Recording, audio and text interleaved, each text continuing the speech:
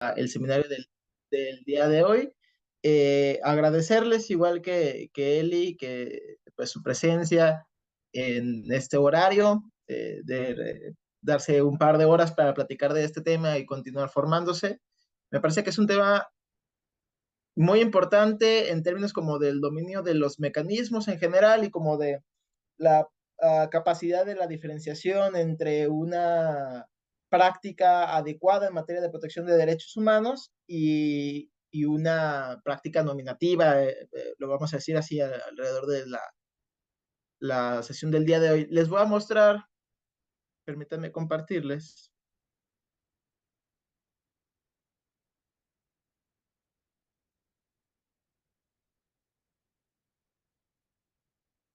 Vamos a comenzar platicando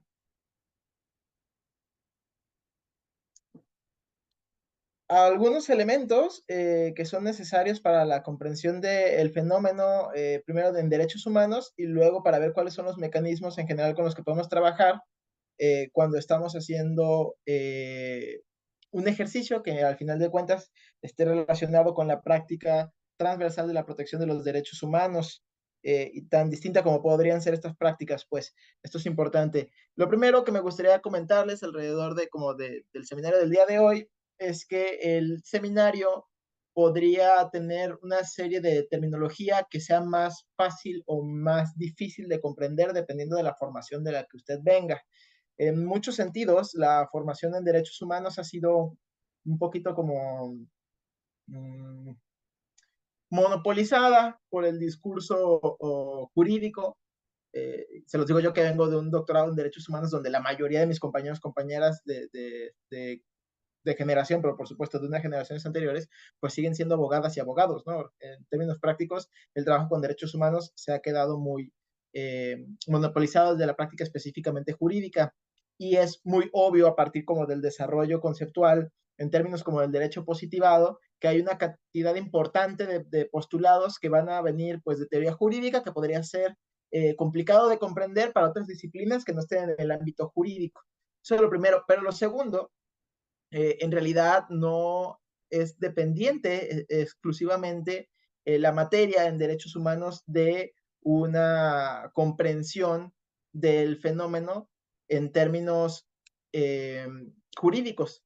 En realidad, los derechos humanos y su disciplina y su forma transversal de análisis y revisión, pues nos daremos cuenta, viene más bien de una práctica de la ciencia social.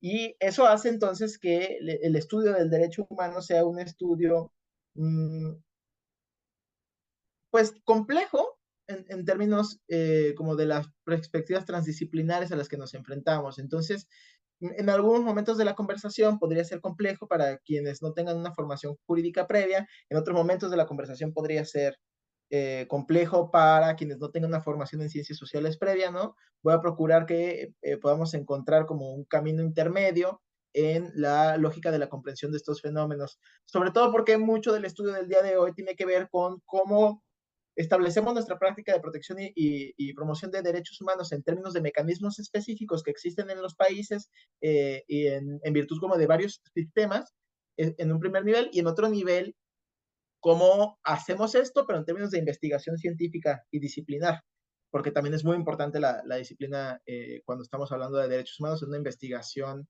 de cualquier materia, ¿no? Entonces, la invitación sería en estas 2 horitas que si alguien tiene alguna duda, pudiera estarla expresando de preferencia por los comentarios escritos para yo poder organizar las preguntas y poderlo ir atendiendo y vemos cómo nos va con el tiempo y si tenemos más espacio al final de la sesión, pues podemos platicar más extensamente sobre algunas preguntas que puedan tener en específico. Dependerá, repito, de su práctica, eh, dependerá específico de su práctica, los mecanismos específicos con los que va a ser más fácil la praxis que van a llevar a cabo, ¿no? Y también depende incluso hasta del país del que ustedes nos estén escuchando. Entonces vamos comenzando con eso. ¿Qué vamos a ver el día de hoy? Vamos a ver conceptos básicos con respecto a derechos humanos. es decir, algunos elementos teóricos mínimos alrededor de la lógica del derecho humano, algunos mecanismos con los que vamos a poder llevar a cabo ejercicios de tutela y protección de derechos humanos, y lo vamos a localizarlo en dos espacios distintos, que sería el derecho internacional y el derecho local. Ahora, me van a disculpar, cuando hable de derecho local me voy a centrar como de forma muy concreta en México, debido a que pues es el país en el que yo vivo y es el sistema que yo conozco, y vamos a utilizar México como ejemplo en virtud del derecho local de mecanismo de protección de derechos humanos. De cualquier manera, la plática del día de hoy va a estar mucho más centrada en el derecho internacional y los mecanismos con los que se han establecido las condiciones de relaciones de protección en derechos humanos y de su garantía. Entonces, repito, en la mayoría de las ocasiones vamos a estarnos centrando en derecho internacional. Cuando estamos hablando de derecho local, me disculparán la limitación, no podemos hablar de todos los países de la región latinoamericana, pero vamos a ver más o menos como ciertas formas de especificidad, uno, en México, y dos, que luego más o menos tienen como premisas o formas homologadas en el resto de la región. De cualquier manera, los sistemas internacionales, el sistema universal o el sistema regional, pues van a aplicar básicamente para todos los países que firmen y ratifiquen tratados. Eso hace que también sea distinto dependiendo del país en particular que estemos revisando, porque una cosa podría aplicar más o podría aplicar menos o podría aplicar distinto dependiendo de cómo le va al país con el tratado internacional en particular y luego cómo le va al país con los mecanismos para garantizar el ejercicio de los tratados internacionales. Lo vamos a ver un poquito más adelante, pero bueno, va a ser distinto. Sí es importante entonces que la práctica, aunque tenga sus características generalizadas, pues pueda contextualizarse, vamos a decirlo, como hacerlo localizado en el espacio particular en el que se va a hacer la práctica de la defensa de los derechos humanos.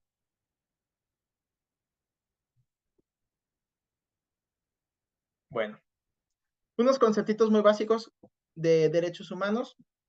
Digamos, hay algunos segmentos transversales, algunas características transversales alrededor de la lógica del derecho humano que establece la manera en la que van a funcionar los derechos humanos y la manera, digamos, como mínima necesaria teórica en la que se desenvuelve la lógica del derecho humano.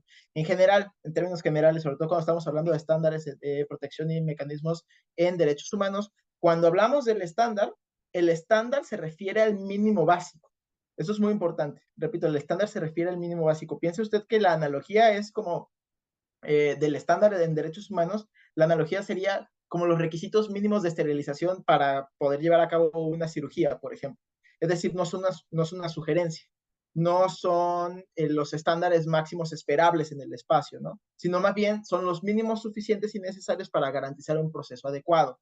Lo mismo siempre va a ser cuando estemos hablando de estándares en derechos humanos. O sea, en general, si el estándar en derechos humanos no se mantiene como una lógica del mínimo necesario, podría parecer como que es el ideal, y cuando parece que el estándar de derechos humanos es el ideal, de repente se genera como una percepción de que hay un espacio como intermedio en el que más o menos nos acercamos a ciertos estándares, pero no tal cual, y entonces podemos hacer como una especie como de tropicalización del estándar, que es más o menos parecido, pero disminuido. Un ejemplo que me parece que es muy claro es, piense usted cómo la mayoría de las entidades federativas de México van a tener un protocolo, por ejemplo, de investigación de feminicidio, porque está en códigos federales, ¿no? La lógica del feminicidio, aunque tengan su propio código penal estatal. Entonces, en general, va a haber más o menos los cambios en la lógica del código penal, la lógica de la búsqueda de violencia basada en género, en específico asesinatos de mujeres por razón de género, que en México es un feminicidio, ¿no? Entiendo que en el resto de Latinoamérica, depende del contexto, hay otras categorías penales que son muy parecidas, como la lógica del femicidio, tanto así que así lo marca el mismo protocolo de la ONU, ¿no? En México en particular utilizamos el concepto del feminicidio y además es un concepto que nos ayuda a entender cómo funciona el derecho humano cuando se positiviza en nuestro país, en nuestra región en general, para poder entonces entender desde dónde sí podemos hablar de derechos humanos sin tener que como ceñirnos excesivamente al contenido del derecho positivado, sobre todo cuando nuestra práctica está dentro de un espacio judicial, vamos a decirlo así, pero que no necesariamente va a tener que suprimirse únicamente bajo la lógica del derecho positivo. Lo vamos a ver un poquito más adelante.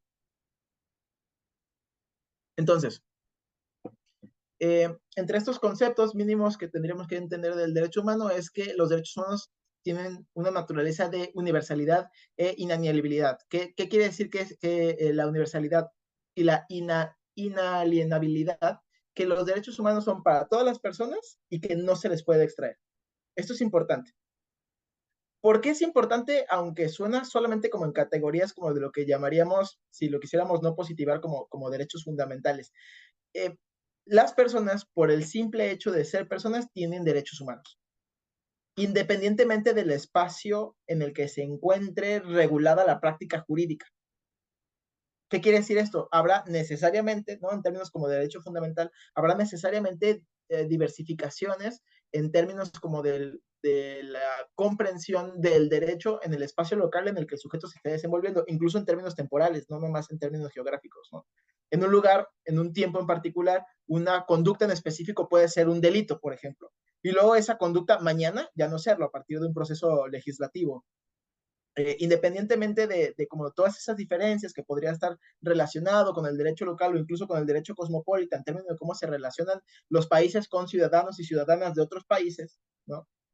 El derecho humano, bajo la lógica del derecho fundamental, establece que independientemente del contenido jurídico del espacio en particular que se esté analizando, las personas tienen todos sus derechos humanos por la propia razón de ser personas. Esto es importante porque parece que, como redundante, ¿no? Como que no hace falta hacer la aclaración, pero es muy importante que lo tengamos en particular observado. Les voy a poner un ejemplo.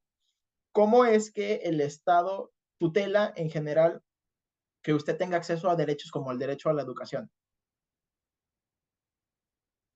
Para empezar, tiene que usted existir como un registro de ciudadano, ¿no? O sea, usted tiene que existir como ciudadano, como ciudadana en su país, para que entonces tenga, por ejemplo, un acta de nacimiento.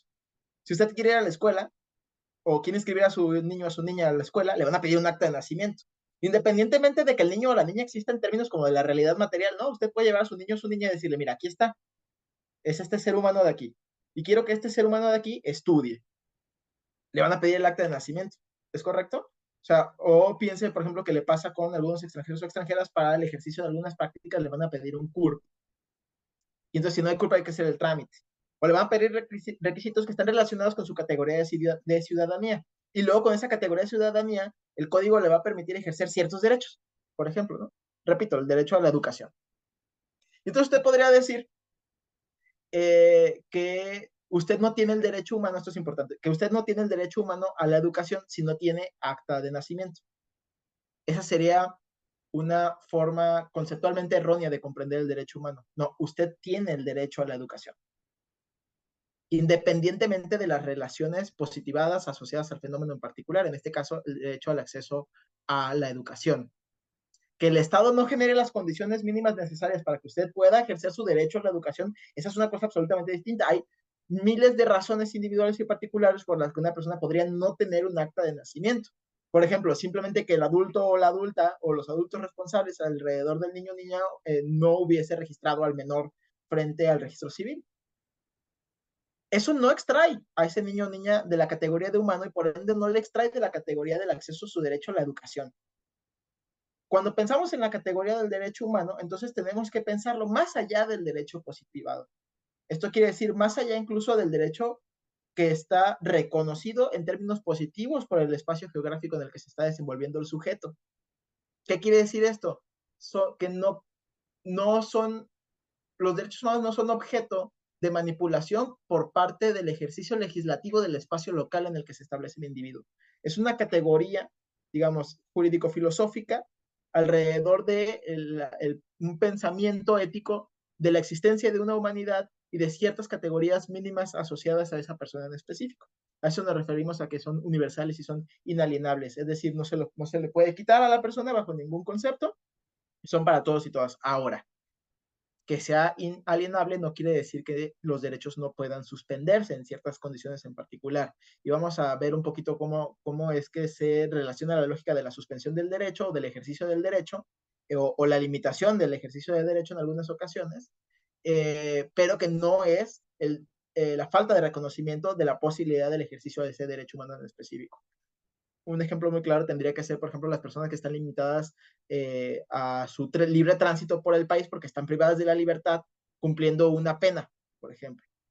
¿no? Entonces están cumpliendo una pena en prisión, tienen el derecho humano al tránsito, ¿no? Pero hay una limitación relacionada con ese derecho humano a partir de la categoría jurídica en la que se encuentra el individuo. Es decir, no es que se le extraiga el derecho humano en virtud de que es inalienable, acuérdense, sino que hay una lógica, digamos, de suspensión a partir de ciertas condiciones específicas en el estado en particular en el que se está estableciendo la relación del individuo con el sistema jurídico. La siguiente categoría es la interdependencia y la indivisibilidad. ¿Qué quiere decir esto? Que no hay forma de comprender los derechos humanos sin relacionarse con el resto de los derechos humanos. Es decir, afectar a un derecho humano necesariamente es afectar el resto de los derechos humanos. Para poder tutelar un derecho humano necesariamente necesitamos tutelar el resto de los derechos humanos. ¿Piensa usted que es necesario como cierta individuación en términos como de el ejercicio intelectual o cognitivo de pensar el derecho humano, ¿no? Eh, para poder pensar la salud como un fenómeno aparte, la educación como un fenómeno aparte, el medio ambiente sano como un fenómeno aparte, el derecho al trabajo como un fenómeno aparte, o la justicia como un fenómeno aparte, ¿no? Eh, pero eso es un ejercicio meramente cognitivo, a partir pues, de las limitaciones que tenemos como seres humanos para pensar la realidad material a la que nos enfrentamos, ¿no? Pero tendríamos que hacer el ejercicio abstracto de comprender que independientemente como de esas divisiones que hacemos para la comprensión del fenómeno, el derecho humano es un mismo fenómeno y que el ejercicio intelectual que hacemos para su separación, pues es más bien de naturaleza pedagógica, pero tendríamos que tender a comprenderlos siempre como interdependientes e indivisibles. Uno está relacionado con el otro, no puede haber un ejercicio correcto de un derecho humano si no existen los demás. Ahora, una pregunta que pueda ser interesante es si los derechos humanos están jerarquizados, si hay algún derecho humano que sea más importante que otro. Esa es una buena pregunta. Si todos son interdependientes, entonces, ¿acaso hay algún derecho humano que sea más importante que el otro? Más bien lo que tendríamos que analizar, que básicamente la lógica de comprender el fenómeno del derecho humano bajo el principio de debida diligencia, es que hay algunos derechos humanos que necesariamente para su ejercicio se requiere de la preexistencia del ejercicio correcto de un derecho humano previo. Por ponerles el más claro, un ¿La derecho vida? correcto, la vida, justo. El derecho humano a la vida es el ejemplo más claro de que aunque no hay técnicamente una jerarquización de derechos, no, no hay una, o sea, como en términos como de una tabla de qué derecho es más importante que otro a partir de esa lógica de interdependencia, sí hay derechos que terminan fungiendo como una especie como de prerequisito para el acceso al resto, ¿no?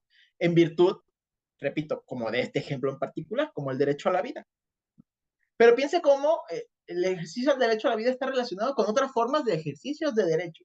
Por ejemplo, el derecho al acceso a la salud.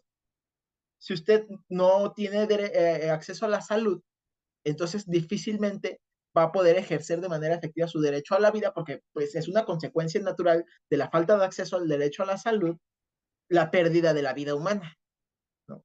Entonces, el derecho a la salud es un derecho muy importante, efectivamente, que se va a mantener como es una lógica de prerequisito.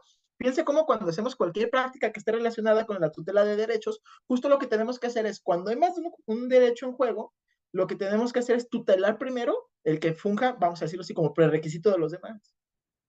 Por ejemplo, si usted está siendo primer respondiente en una situación en donde hay se está cometiendo una conducta delictiva grave que puso en riesgo la vida de la persona que está atendiendo, por ejemplo.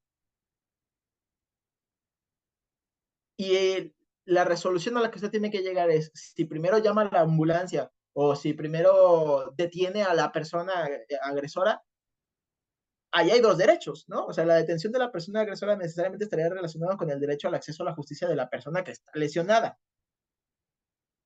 Pero si no atendemos la salud de la persona lesionada, entonces tenemos un problema porque de cualquier manera es importante que la persona tenga, por ejemplo, el acceso a la salud primero y luego a la vida para poder después ejercer su derecho a la justicia, por ejemplo, ¿no? O una protección judicial efectiva. Entonces, eh, bajo esa premisa, es importante que establezcamos que sí hay una lógica, digamos, como intelectual a la que tenemos que ceñirnos cada vez que intentamos tutelar un derecho humano, ¿no? Cuando intentamos tutelar uno es importante que tengamos en vista que no estemos dañando el resto y que aparte cuando no se esté dañando el resto que tenga una lógica la práctica de tutela que estamos ejerciendo. Les voy a poner otro ejemplo muy específico. Lo que sucede con niños, niñas y adolescentes en procesos judiciales, ¿no? Los niños, niñas y adolescentes en procesos judiciales tienen el derecho a que se les tome en cuenta su punto de vista. Y entonces, siempre que estén involucrados niños, niñas y adolescentes en cualquier proceso judicial, en el que sea, dígase familiar, dígase penal, en el que usted guste, su opinión y lo que consideren alrededor de su involucramiento en el proceso es vital para el proceso, para la tutela de sus derechos, bajo un principio que llamamos interés superior de la niñez, ¿no? Entonces, imagínese usted que fuera perito, perita, o que fuese litigante, y que para usted el testimonio del niño, niña o adolescente en un proceso de abuso sexual infantil fuese vital para su teoría del caso, ¿no? Y que usted sabe que con el testimonio presentado en el proceso oral va a poder usted demostrarle al tribunal que la teoría del caso que usted viene construyendo, pues es justo lo que ha sucedido porque es vital el testimonio del niño, niña o adolescente. Pero la niña, niño o adolescente no quiere participar del proceso. Y entonces usted solicita una evaluación para identificar si la participación del niño, niña o adolescente más bien podría producir un daño durante el proceso judicial. Y efectivamente, el niño, niña o adolescente no quiere participar y se demuestra que su participación más bien sería potencialmente generadora de daño, aunque el testimonio del niño, niña o adolescente es muy importante para el proceso judicial. La pregunta aquí es, ¿qué hacemos? ¿Forzamos al niño, niña o adolescente a participar del proceso o respetamos su decisión de no participar del proceso, aunque complejice el proceso? Aunque esté en juego, por ejemplo, su derecho al acceso a la justicia, por ejemplo. La integridad del niño, niña o adolescente viene primero. Es decir, quien tiene que llevar a cabo el ejercicio para lograr la tutela efectiva del derecho del niño, niña o adolescente no es el niño, niña o adolescente, sino en general el sistema, por ejemplo, o los actores del sistema que estén participando de ese caso en particular. Repito, aunque sea más difícil incluso, ¿no?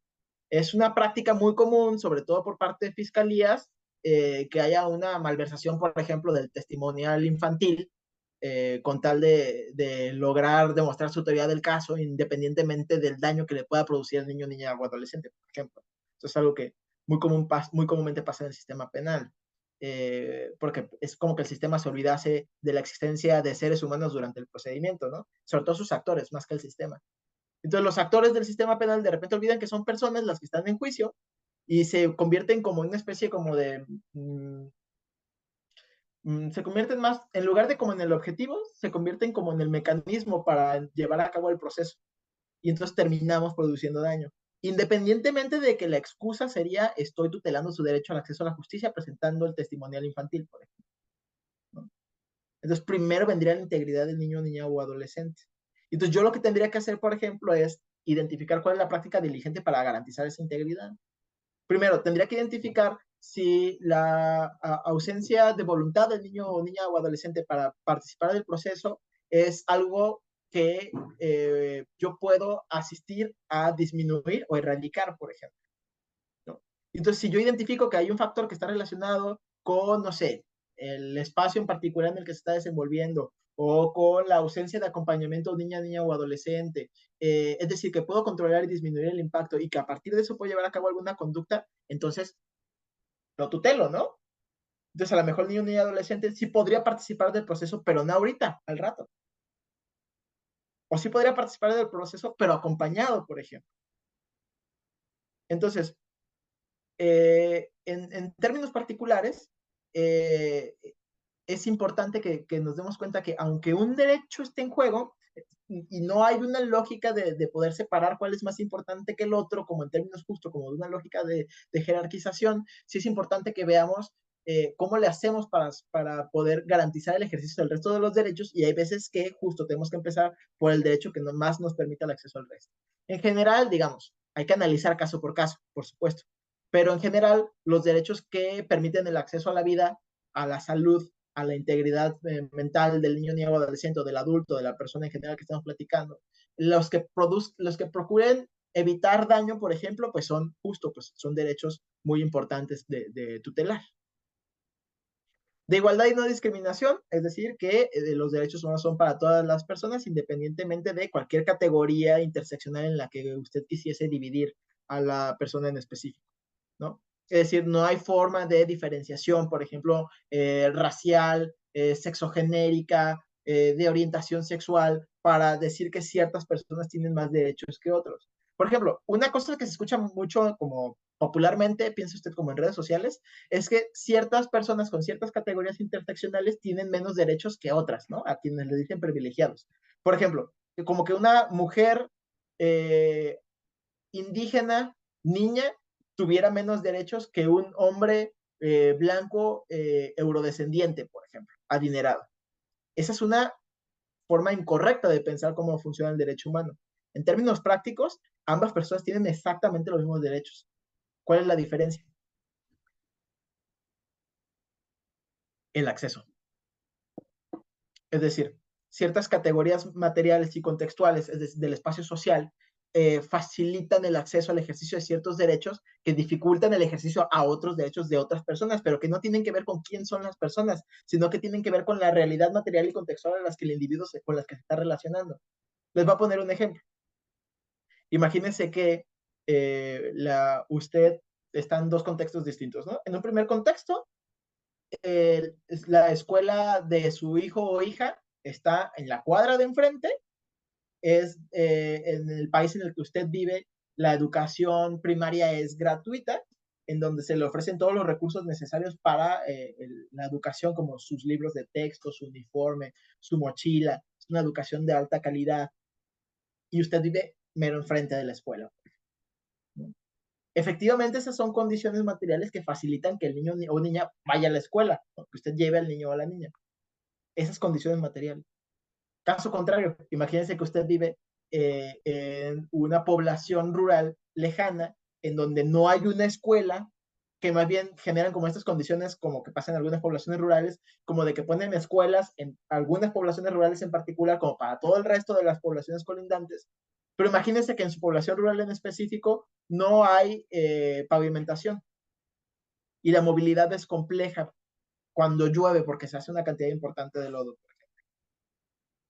y se encuentra a varios kilómetros de la escuela y no tiene un vehículo para llevar a su hijo o a su hija a la escuela.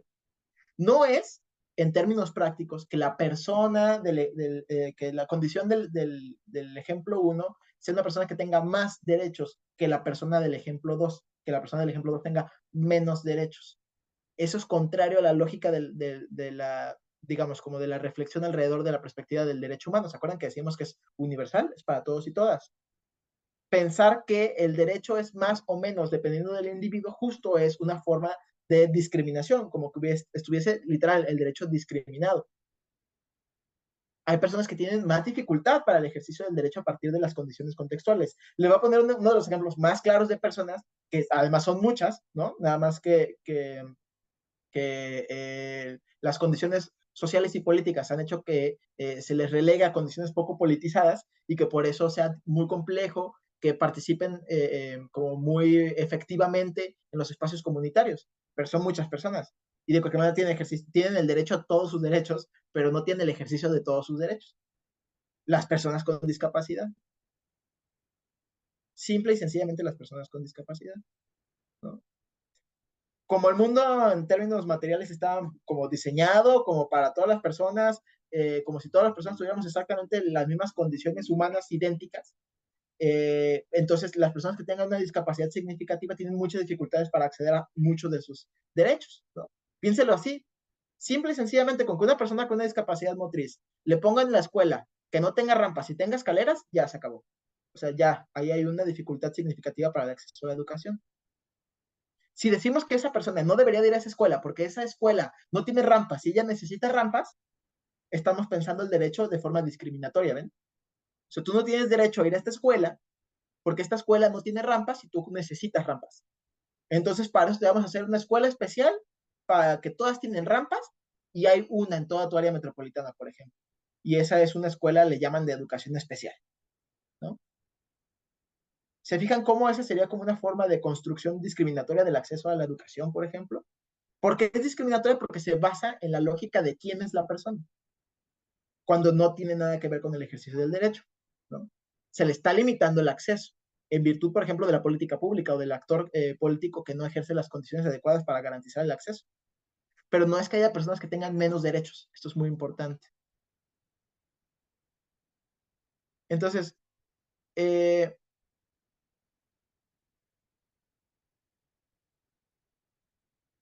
también es importante entender que el derecho humano está relacionado con dos categorías, los derechos y las obligaciones. Es decir, para poder garantizar que la ciudadanía tenga acceso al ejercicio del derecho humano, note usted cómo el ejercicio del derecho humano es una práctica no nada más comunitaria, ¿no? Sino también es una práctica de política pública.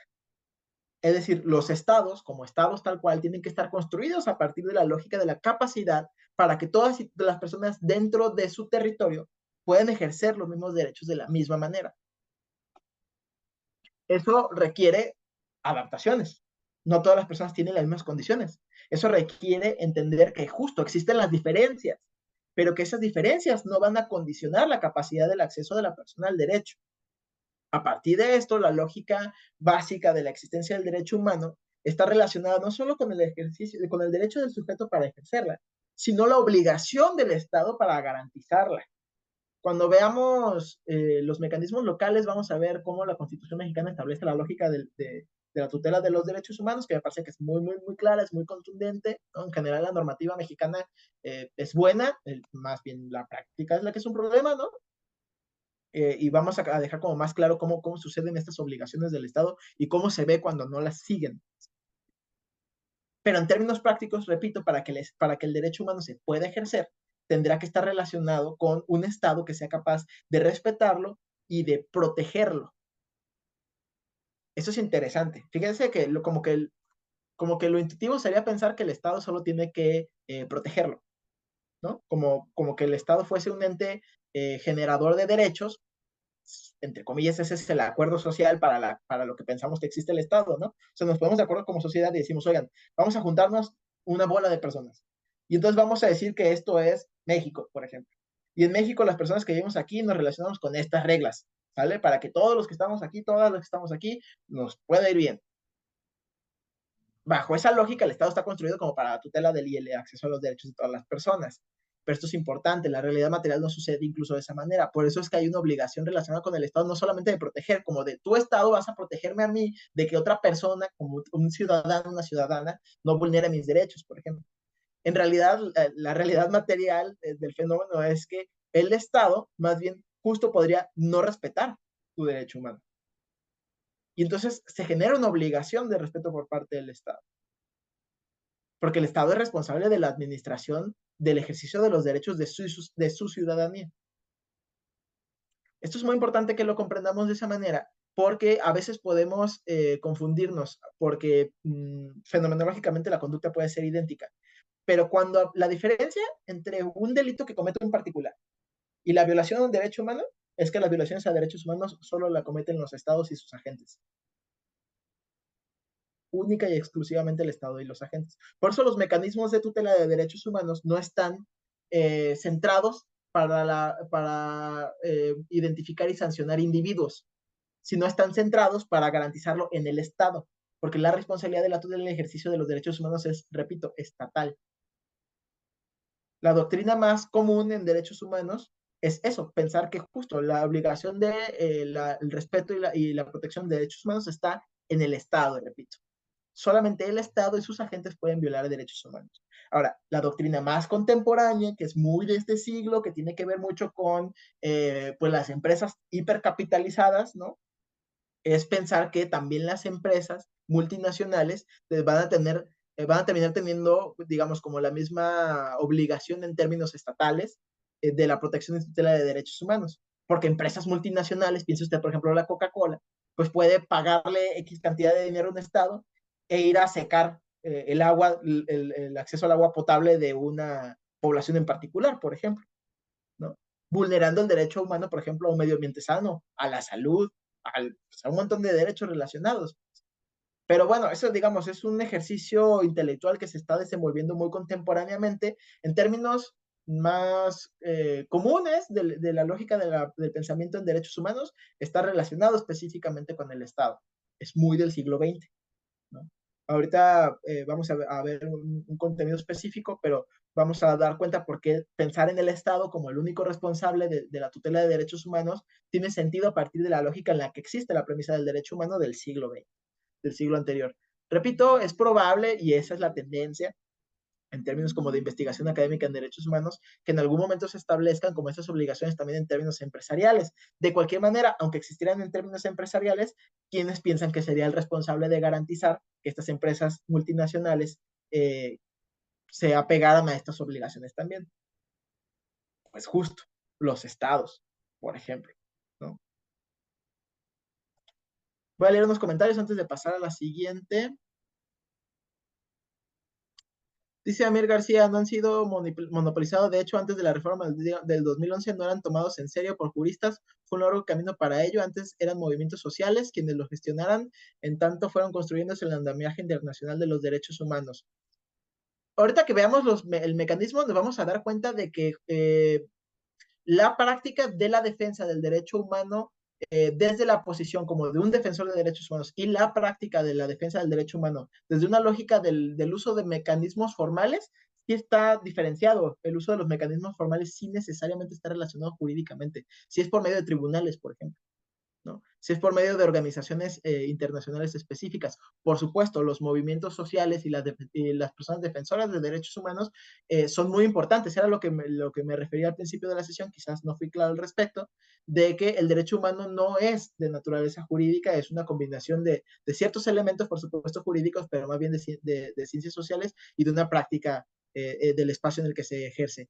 Pero es importante, los mecanismos sí son mecanismos judiciales y sí son importantes que conozcamos cómo funcionan porque son los que nos van a permitir tutelar derechos. Nos dice, maestro, ¿cuáles son los mecanismos para hacer efectivos los derechos humanos? Alex, los vamos a ver un poquito más adelante. El uso de protocolos, nos dice Diana, exactamente, con la videograbación justo, que es lo que va a pretender, tutelar niños, niñas y adolescentes.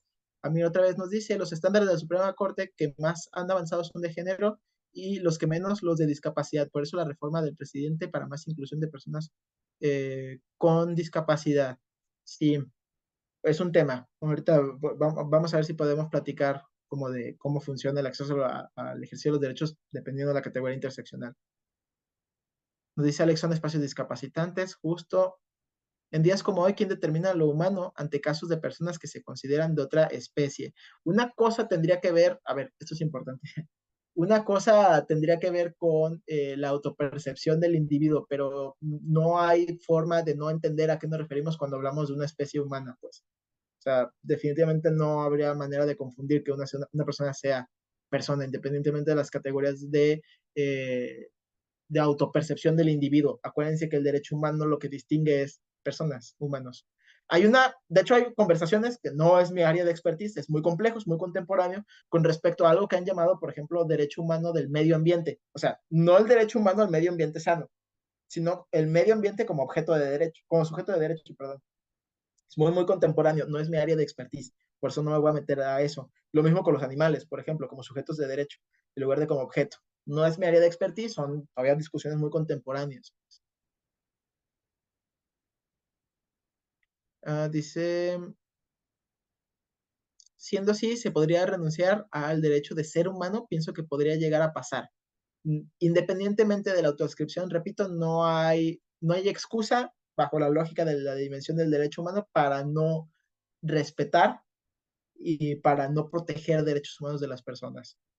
Ahorita vamos a ver, porque los mecanismos judiciales son muy importantes. En términos prácticos, para poder diferenciarlo conforme así es como lo ha establecido por lo menos la doctrina contemporánea. La literatura la van a encontrar de dos formas, y ahorita les voy a decir cuál sería como la diferencia conceptual. El derecho humano lo pueden encontrar en la literatura como derechos fundamentales y como derechos humanos, y muy seguido se refieren más o menos como a lo mismo.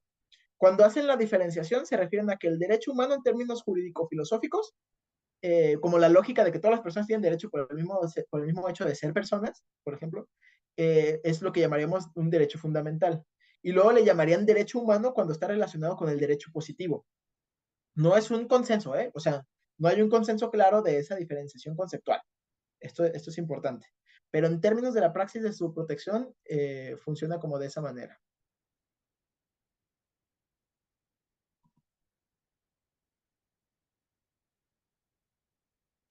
Vamos a,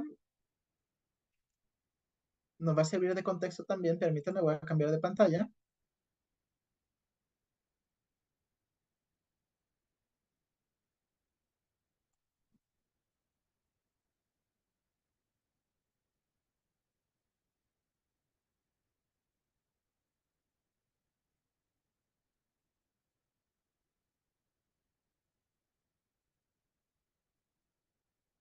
Les voy a compartir la Declaración Universal de los Derechos Humanos, la cual por supuesto es de libre acceso en Internet,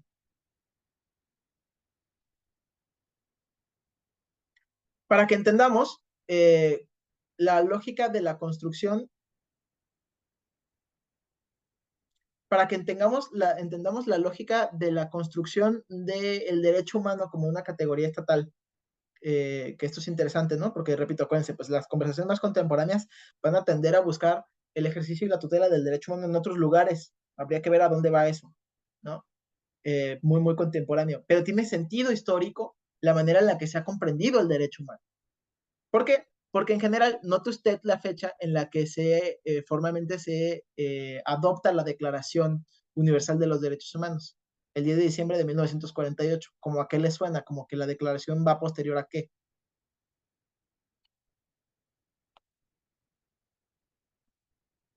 Como de que se ve sospechosa esa fecha.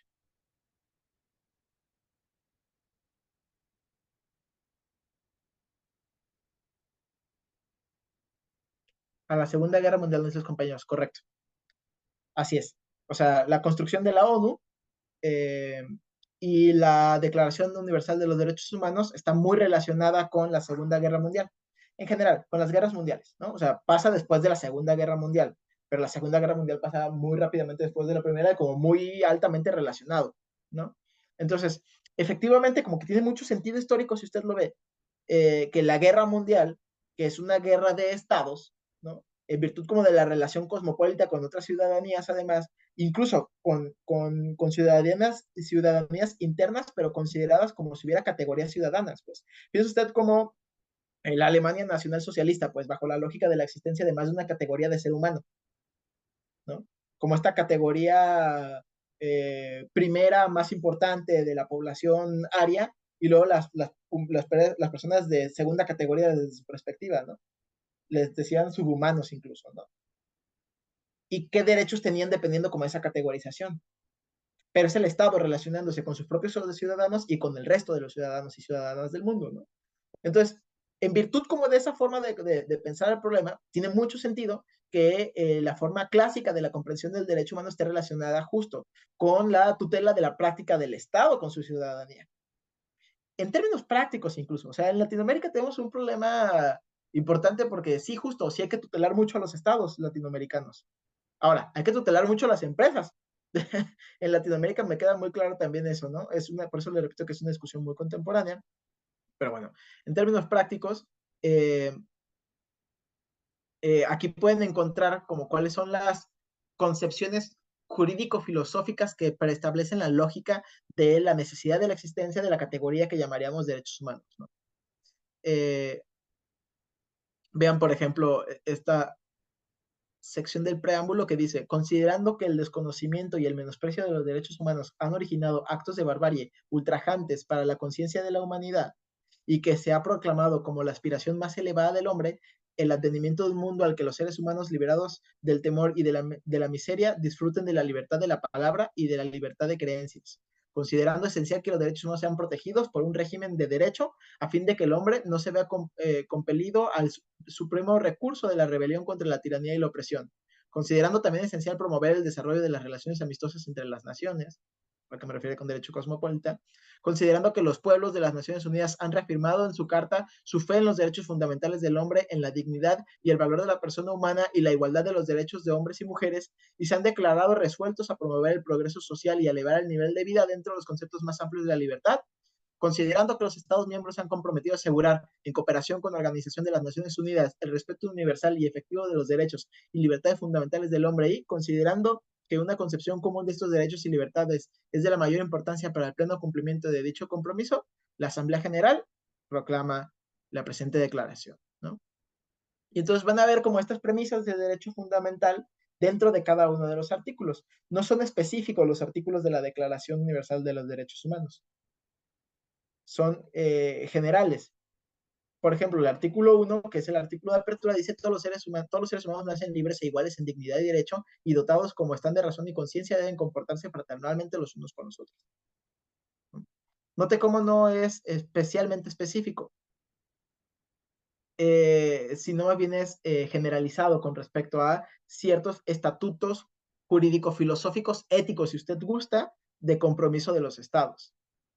Sigamos, por poner más ejemplos, no vamos a leerlos todos, pero por poner algunos ejemplos, todo individuo tiene derecho a la vida, a la libertad y a la seguridad de su persona. Otro, por ejemplo, el 6. Todo ser humano tiene derecho en todas partes al reconocimiento de su personalidad jurídica. El 9, por ejemplo, nadie podrá ser arbitrariamente detenido, preso ni desterrado. El 13. Toda persona tiene derecho a circular libremente y a elegir su residencia en el territorio de un estado. Toda persona tiene derecho a salir de cualquier país, incluso el propio, y regresar a su país, ¿no? Estas son premisas básicas, generales, relacionadas con el derecho humano. Piensen lo que son como los principios universales. Y es un primer ejercicio importante para garantizar el ejercicio, es como la nominación de estos derechos. ¿Cómo nominamos la práctica? Pienso como que esto fuera como una especie como de constitución terrestre, pues, o sea, como la constitución de la Tierra, dice Ferraioli, ¿no? O sea, como de cosas como ciudadanos, ciudadanas del planeta Tierra, ¿no? Estos son los derechos. Les repito, la Declaración Universal de los Derechos Humanos, pues es de acceso libre, de hecho, estamos en una página de la ONU, por ejemplo, ¿no? Y aquí pueden revisar absolutamente todos los artículos, si alguien quisiera conocer el contenido específico, ¿no? Como de estas premisas mínimas básicas. Estas premisas justo se mantienen mucho en el sentido del derecho fundamental, ¿no? En virtud, repito, de que es una categoría jurídico-filosófica.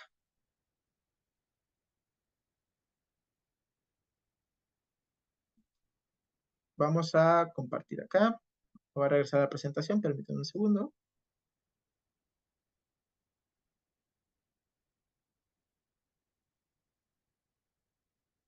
Entonces, el derecho fundamental o el derecho humano, no vamos a hacer ahorita la diferenciación conceptual, no tiene sentido, pero en términos como de su tutela, no va a tener diferenciación. El derecho humano o el derecho fundamental se basa en la premisa de que todos los derechos son para todas las personas con independencia del reconocimiento positivado de este derecho. Vamos con ese concepto. ¿A qué nos referimos cuando hablamos de derecho positivo? Cuando decimos derecho positivo es aquel derecho que está reconocido en el sistema legislativo del espacio local. Es decir, que está en un instrumento jurídico, que es interpretable a partir de la lógica de un instrumento jurídico, ¿no? Por ejemplo, no sé, los códigos civiles, las constituciones de los países, los códigos penales, ¿no? Los procedimientos familiares que estén establecidos en términos legislativos. En general, toda forma de legislación. La tendencia adecuada es que el Estado legislase en el sentido del derecho humano. Eso sería como lo ideal, ¿no? O sea, que si usted se va a la legislación, esa legislación esté relacionada con la lógica del derecho humano. En la práctica no sucede. O sea, en la práctica hay mucha legislación que de hecho es violatoria de derechos humanos. Piense, por ejemplo, lo vamos a ver más adelante con el derecho local en México, pero como ejemplo me parece que es muy práctico. Eh, a ver si alguien conoce el contexto en su país y tenemos a alguien de otro país que nos lo pudiera compartir en los comentarios. Pero, por ejemplo, el artículo primero de la Constitución mexicana, a partir del 2011, prohíbe toda forma de discriminación explícitamente, ¿no? Dice que cualquier cosa que sea discriminatoria es inconstitucional. así tal cual, ¿no? No hay razón para la que se pueda discriminar. Nominan algunas cosas por las que las personas podrían ser discriminadas, pero dice que no es limitativa la lista, pues que por cualquier razón. Y dice, tú no puedes discriminar, tú no puedes aplicar básicamente, tú no puedes aplicar la ley de manera distinta. La ley es la misma para todas las personas en el territorio mexicano, ¿no? De hecho, para todas las personas en el territorio mexicano, que lo es para todas, o sea, incluso si son extranjeras. Los derechos que están dentro de la Constitución son los mismos para las personas extranjeras que para las personas ciudadanas. De hecho, la propia Constitución, en el mismo artículo primero, dice que si una persona entra con una condición jurídica en otro país, como desde la categoría de la esclavitud, como en México no existe la esclavitud, esa persona es automáticamente libre en el país. No reconoce esa existencia como esa posibilidad, pues. Aunque hay países en donde la esclavitud todavía está jurídicamente establecida, pues. Entonces, eh, ¿por qué las personas, por ejemplo, ya pueden? Ya la mayoría de, por ejemplo, yo soy de Guadalajara. El código civil que aplica, pues es el del estado de Jalisco. En el código de Jalisco ya fue reformado en el código civil para relacionarse, hablando específicamente de matrimonio. Ya fue reformado el año pasado o antepasado, ¿no? Hace muy poquito. Y ya había sentencia de la Suprema Corte, ¿no? Con respecto a la interpretación de los códigos que no permitían el matrimonio entre personas del mismo sexo. Pero pregunta, ¿cuál era la excusa jurídica de las entidades federativas para que el registro civil no casara personas del mismo sexo? O sea, si hace 5 años yo iba al registro civil con otro hombre y le decía al juez, cásennos, él me iba a decir que no, ¿con qué excusa?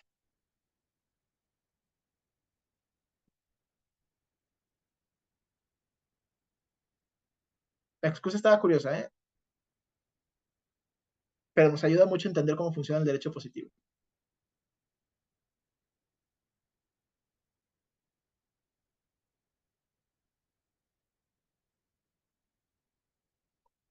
Dice Nixon, por la creación de una familia heteroparental, ok, eso sería como la razón verdadera, ¿no?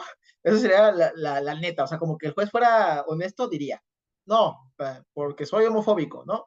Pero, ¿cuál es la excusa jurídica para no permitir el matrimonio entre personas del mismo sexo? La excusa jurídica era el Código Civil que definía qué era el matrimonio. Y el matrimonio, decía, es la unión civil, es una sociedad, básicamente, entre un hombre y una mujer. Es lo que decía el código, la mayoría de los códigos de las entidades federativas. Debe de haber alguna entidad federativa que todavía diga así, seguro, ¿eh? Le repito, se acaba de reformarse muy poquitito en Jalisco. Muy, muy, muy, muy poquitito. De cualquier manera, las familias homoparentales tienen varios años casándose, pero lo hacían por medio de amparo, porque ya había interpretado la Suprema Corte de Justicia que esas normativas locales, por decirlo de alguna manera, no podían estar por encima de la Constitución. Y la Constitución prohíbe cualquier forma de discriminación. Entonces, la ley no puede, acuérdense, la ley no puede ser distinta para ninguna persona. Tiene que ser la misma. Entonces, si tú no dejas que una pareja homoparental se case, estás dando una ley distinta para las personas que quieren una familia homoparental. No es que el código, o sea, esto es importante, el código no decía, no te puedes casar con un hombre si eres hombre, no te puedes casar con una mujer si eres una mujer. No, o sea, eso no decía, en ningún lugar decía eso. No. El código lo que decía era, establecía el concepto de familia. La familia es, perdón, el matrimonio, no familia, el concepto de matrimonio. El matrimonio es la unión civil entre un hombre y una mujer, y entonces el juez volteaba a verte y decía, no, pues como que los dos son hombres, pues no se puede porque aquí el código dice que no. Entonces, fíjese usted cómo en ese caso en particular, aunque esté legislado, repito, debe haber códigos civiles que todavía estén legislados de esa manera, a lo que llamaremos derecho positivo, ¿no? El derecho que está en la legislación, pues es un derecho escrito que es contrario al derecho humano, absolutamente contrario. Se nos pueden ocurrir miles de interpretaciones por las cuales no tenga sentido en virtud del ejercicio del derecho humano, no permitirle a una pareja parental el matrimonio, por ejemplo, o la adopción, ¿no? O sea, ¿por qué? solo pueden adoptar personas que tengan una sociedad civil jurídica, que una tenga vulva y la otra tenga pene. Porque esa es justo, o sea, esa es la dimensión jurídica, ¿eh? O sea, son dos para hacer una sociedad, uno de esos dos tiene que tener pene y el otro de esos dos tiene que tener útero, vagina, vulva, ¿no? Y entonces puedes adoptar. Ahora, fíjense cómo hay condiciones necesariamente naturales, corporales, que están relacionados con la posibilidad de dar a luz, por ejemplo. Solo las personas con vientre, que si está en su cuerpo, que si tiene que ver con su cuerpo, pues pueden naturalmente desde su cuerpo, ¿no?, procrear vida, efectivamente. Si no tienes útero, no se puede. Solo las personas que tienen útero. Pero ¿qué tiene que ver tus genitales con el ejercicio de tu derecho a formar una familia, incluyendo la tutela de niños, niñas y adolescentes, que sería la adopción?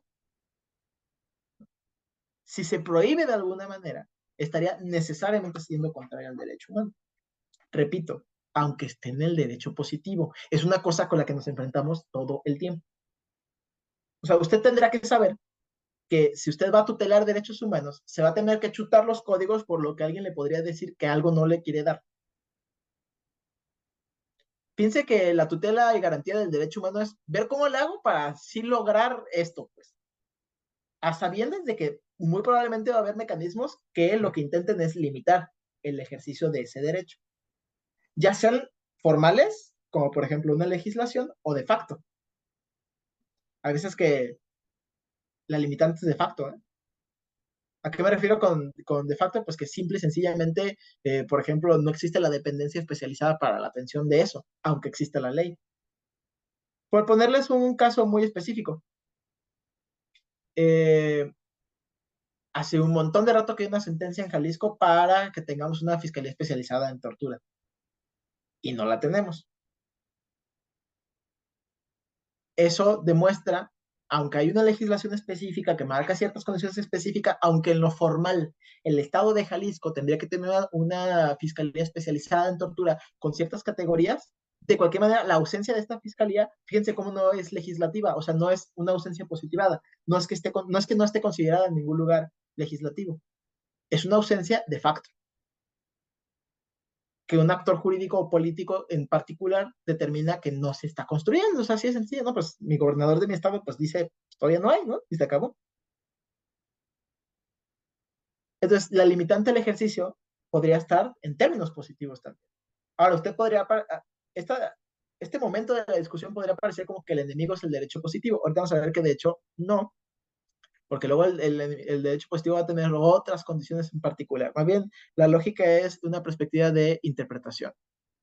Dice Diana, el mismo Estado vulnera los derechos. Correcto, justo. Es que por eso es que una lógica así transversal, conceptual, específica del derecho humano, fíjense, es garantizar que el Estado te proteja, ¿no? Que es el acuerdo social, básicamente, de la lógica de por qué existen los Estados, pero además hay que tutelar que el Estado no te friegue.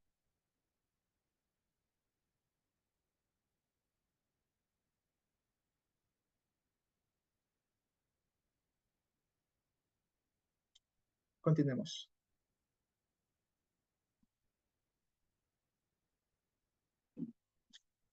Vamos a abrir, ahora usted podría decir como, ¿cuáles son los derechos? ¿No? ¿Cuáles son los derechos humanos? Esa es una discusión también contemporánea, no la vamos a encontrar como tan rápido como para decir estos son derechos, estos no son derechos, pero podemos tener como ciertas formas de encontrar a qué nos referimos con el derecho humano. Voy a compartir otra pantalla, permítanme un segundo.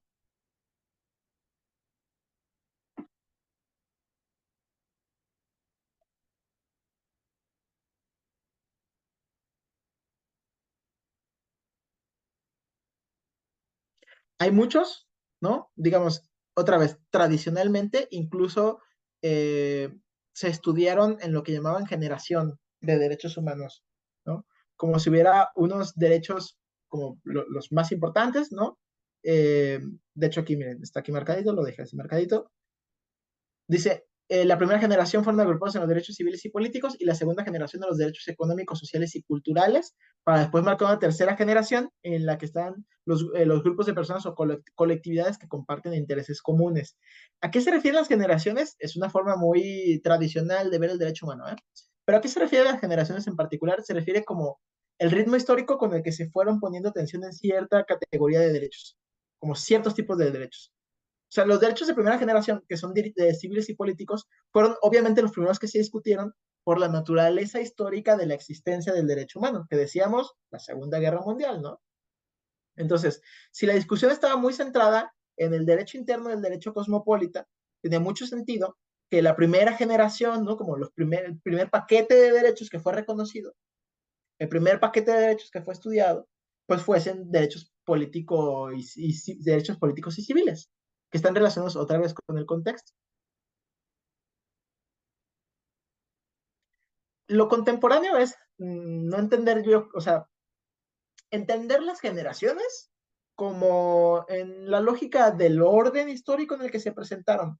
El problema de entender el derecho humano en términos generacionales es que cuando usted mira de facto el ejercicio de los derechos en términos generacionales, se va a dar cuenta que los estados tienen una tendencia más clara a la tutela de los derechos de primera generación, por lo menos en términos legislativos, es decir, en términos formales, aunque no de facto, pero en términos formales sí, tienen una tendencia más clara a la tutela de esos derechos que a los de las otras generaciones, como si fueran derechos menos importantes o derechos secundarios. Por eso la forma más contemporánea de la comprensión del derecho no incluye la lógica de las generaciones. Mejor pensemos las generaciones como eso, como el orden histórico que responde a el análisis de la realidad para la comprensión de los derechos de los individuos. Por ejemplo, en los derechos de segunda generación, que son los económicos, sociales y culturales, ahí se encuentran derechos que son muy difíciles que el Estado, casi que les aseguro que su Estado no se los garantiza en términos de facto, déjense, pero ni siquiera legislativos, como por ejemplo el derecho a la vivienda, está en la segunda generación. Y es de hecho muy fácil no tener vivienda, ¿verdad? Bastante. Entonces, en ese sentido, o piensen uno todavía más complicado, el derecho al medio ambiente sano. ¿No? Entonces, si se fijan, sí es como que los estados de repente le ponen más atención a unos derechos que a otros. Eso como que fue una consecuencia de que, obvio, en virtud de la lógica histórica en la que se ha desenvuelto el derecho humano, pues como que han tenido más tiempo para pensar el derecho humano de primera generación que los de otras generaciones. Pero eso puede generar como la falsa percepción de que los derechos, una generación sea más importante que otra. Y eso no tiene sentido. En esta página, que es la página de la Comisión de los Derechos Humanos, van a encontrar como los derechos humanos que se han establecido a partir como de una serie importante de distintos acuerdos y tratados. Es decir, no hay un solo documento que diga estos son los derechos humanos y los demás no, porque acuérdense que además el derecho humano está en discusión. Cuando veamos la lógica local en la que está establecido el derecho humano en México, va a decir que hay una categoría que es que el derecho humano además es progresivo. ¿Qué quiere decir? Que cada vez tendríamos que tender al reconocimiento, tutela y garantía de más derechos. De hecho, no podemos hacerlo para atrás. Un derecho humano que ya es reconocido y tutelado, el Estado no puede de repente decidir no tutelarlo, ¿vale? O sea, no se puede. Tenemos que tender hacia la progresión, no hacia el retorno. Eh, entonces, no es que sean los únicos derechos que van a estar aquí para siempre. Están emanados de distintos acuerdos y tratados internacionales. Sí hay que hacer este, sí hay que hacer unas concepciones de estudio, incluso internacionalista, para comprender de dónde emanan, ¿no? Pero bueno, me parece que este es un resumen como muy rapidito, donde usted más o menos puede ver cuáles son en términos fundamentales y quizás incluso positivados, dependiendo del instrumento internacional al que nos refiramos, de los derechos humanos. Por ejemplo, aquí tenemos el derecho a la vida, el derecho a la igualdad de provisión de la discriminación, igualdad entre mujeres y hombres, igualdad ante la ley, libertad de la persona, a la integridad y seguridad personales, libertad del trabajo, profesión, industria, comercio, libertad de expresión, de conciencia, de imprenta, de tránsito y residencia, de asociación, reunión y manifestación, de libertad religiosa y de culto, de acceso a la justicia, audiencia, legalidad, seguridad jurídica, derechos de las víctimas, de derechos sexuales y reproductivos, digamos, hay una amplia cantidad de derechos y sí vale la pena, como dependiendo si usted se desenvuelve en como un espacio en particular que especialmente tutela cierta forma de derechos, pues que usted esté familiarizado con los derechos que están relacionados particularmente con el derecho que usted auxilia a tutelar o a proteger o que pretende auxiliar a tutelar o proteger.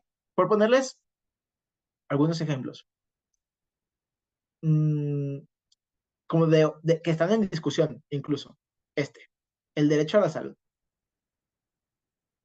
Este es un tema, el derecho a la salud, que ha sido complicado de entender conceptualmente.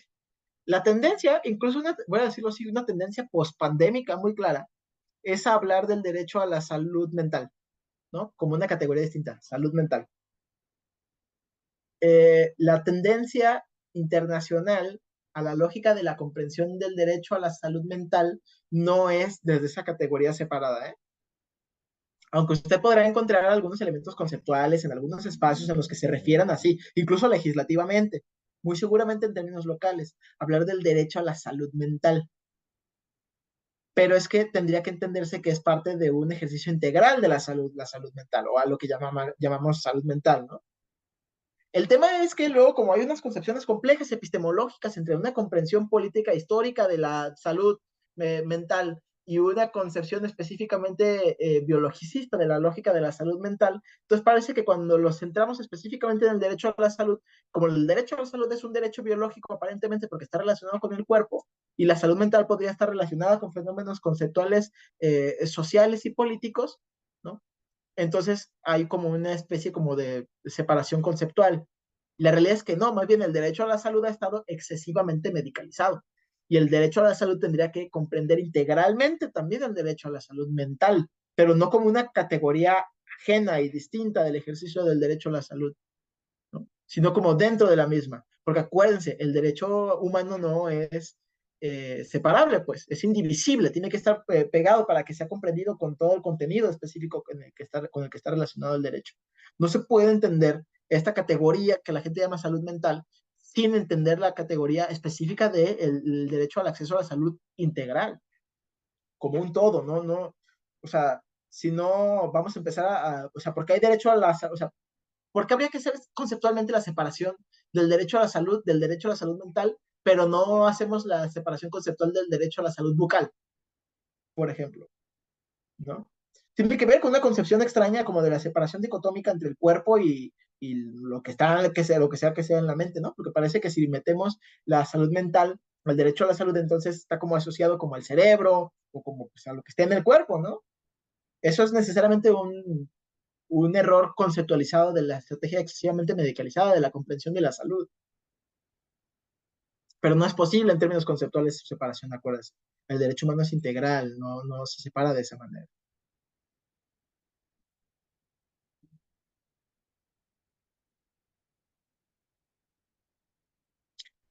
A ver, vamos a leer algunos comentarios.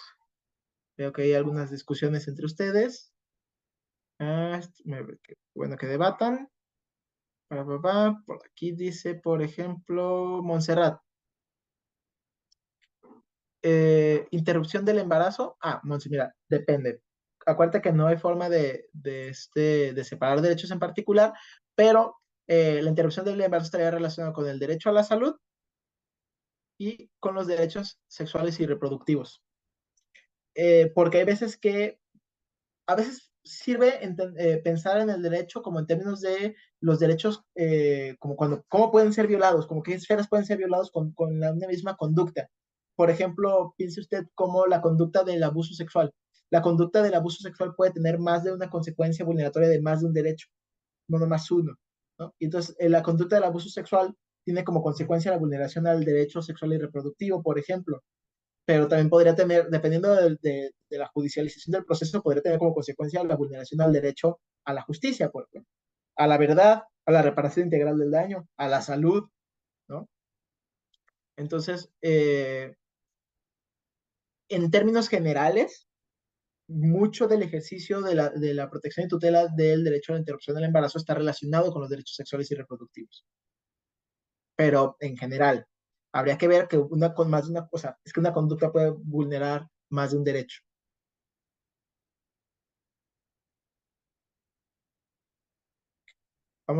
Les repito, esta es una página de la Comisión Estatal de Derechos Humanos. Ustedes pueden acceder a ella libremente si así lo desean, si quieren como ver como todas estas categorías. Es como muy de entrada, ¿no? Les repito, no es que estos derechos estén en un solo mecanismo, no están en la Constitución, no están en una ley, no están en un solo tratado, están en varios, ¿no? Sí requiere como de cierta especialización en cada uno de los derechos. Yo particularmente por mi área de trabajo claramente no soy experto en todos los derechos humanos, ¿no? Sí, solamente o especialmente en aquellos con los que se relacionan más con mi práctica en particular, ¿no? Yo soy psicólogo jurídico.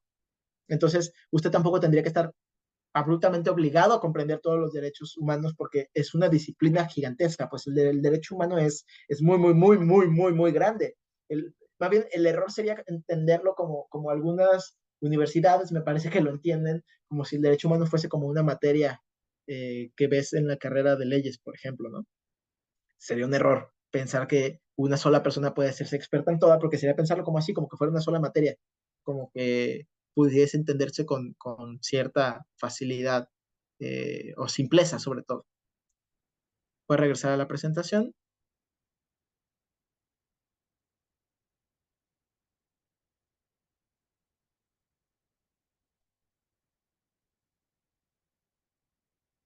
Entonces, una pregunta que nos hacían al principio y que creo que es importante que lo tengamos en consideración. ¿Cómo, mmm, ¿Cómo garantizamos el ejercicio de los derechos? Es decir, incluso como ciudadanía, ¿no? Porque decíamos, si el Estado tiene una obligación de la tutela del derecho humano, ¿no? No puede no querer tutelar el derecho humano, tendrá que suceder, ¿no? Entonces, si el Estado tiene la obligación de tutelar el derecho humano, sus mecanismos de defensa y de garantía son como muy claros, ¿no? Por ejemplo, la legislación, la generación de política pública efectiva, la capacitación de actores estatales capacitados, por ejemplo, ¿no? Este tipo de condiciones son muy claras por parte del ejercicio del Estado. Pero una pregunta interesante es, ¿cómo lo hacemos cuando el Estado no cumple con su responsabilidad? ¿Cómo garantizamos su ejercicio? Si decíamos, un problema importante con la tutela del derecho humano es que como no necesariamente es derecho positivo y el Estado necesariamente legisla impositiva y no necesariamente está relacionado con un ejercicio adecuado del derecho humano, ¿cómo le hago para tutelar cuando, por ejemplo, legislativamente ya, o formal o de facto se me están violentando derechos? Porque hay dos formas en las que se me puede violentar un derecho, ¿no? El Estado lo puede hacer de dos formas distintas. La primera, formalmente. El ejemplo del que hablábamos de los códigos civiles que no permitían el matrimonio entre parejas homosexuales. Eso es formal, está en la legislación, ¿no?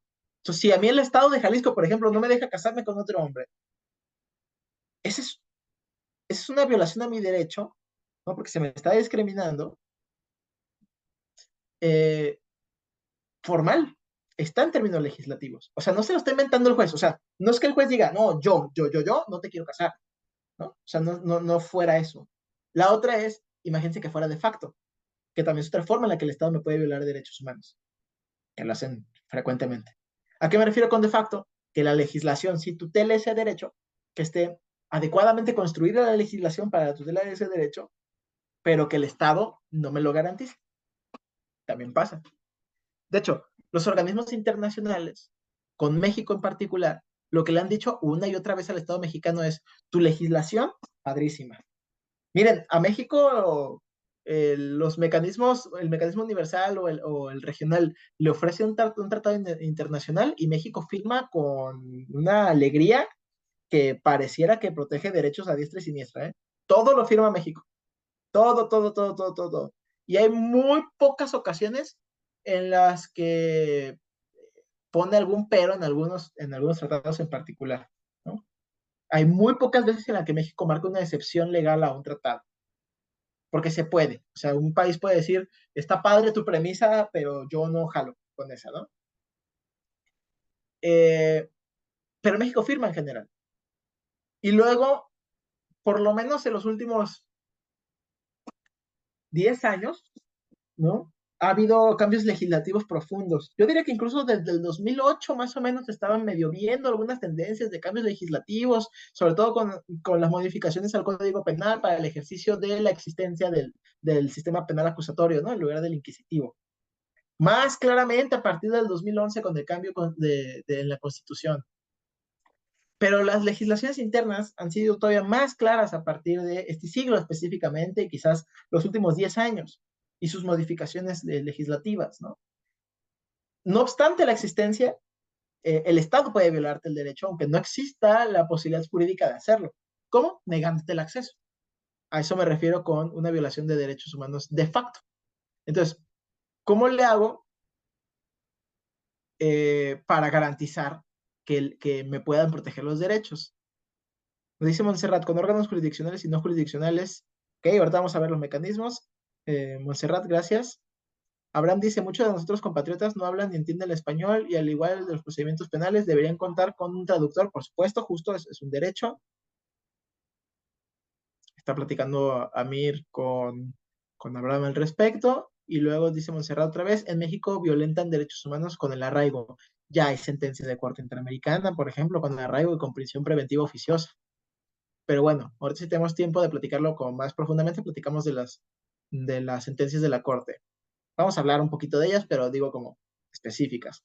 Entonces, bueno, digamos, los mecanismos formales de tutela de derechos humanos. Esto es importante que los conozcamos. ¿Por qué? Repito, claro que hay mecanismos civiles de tutela de derechos humanos, ¿no? Les voy a decir, por ejemplo, un mecanismo civil de tutela de derechos humanos, la manifestación, ¿no? La manifestación claramente es un mecanismo civil, ¿no? Es sociedad civil organizada. Otro mecanismo civil de tutela de derechos humanos que para mí son el ejemplazo y que además tienen cara de mujer estos colectivos, que son los colectivos de madres buscadoras de desaparecidos. Ese es un mecanismo civil, ¿ven?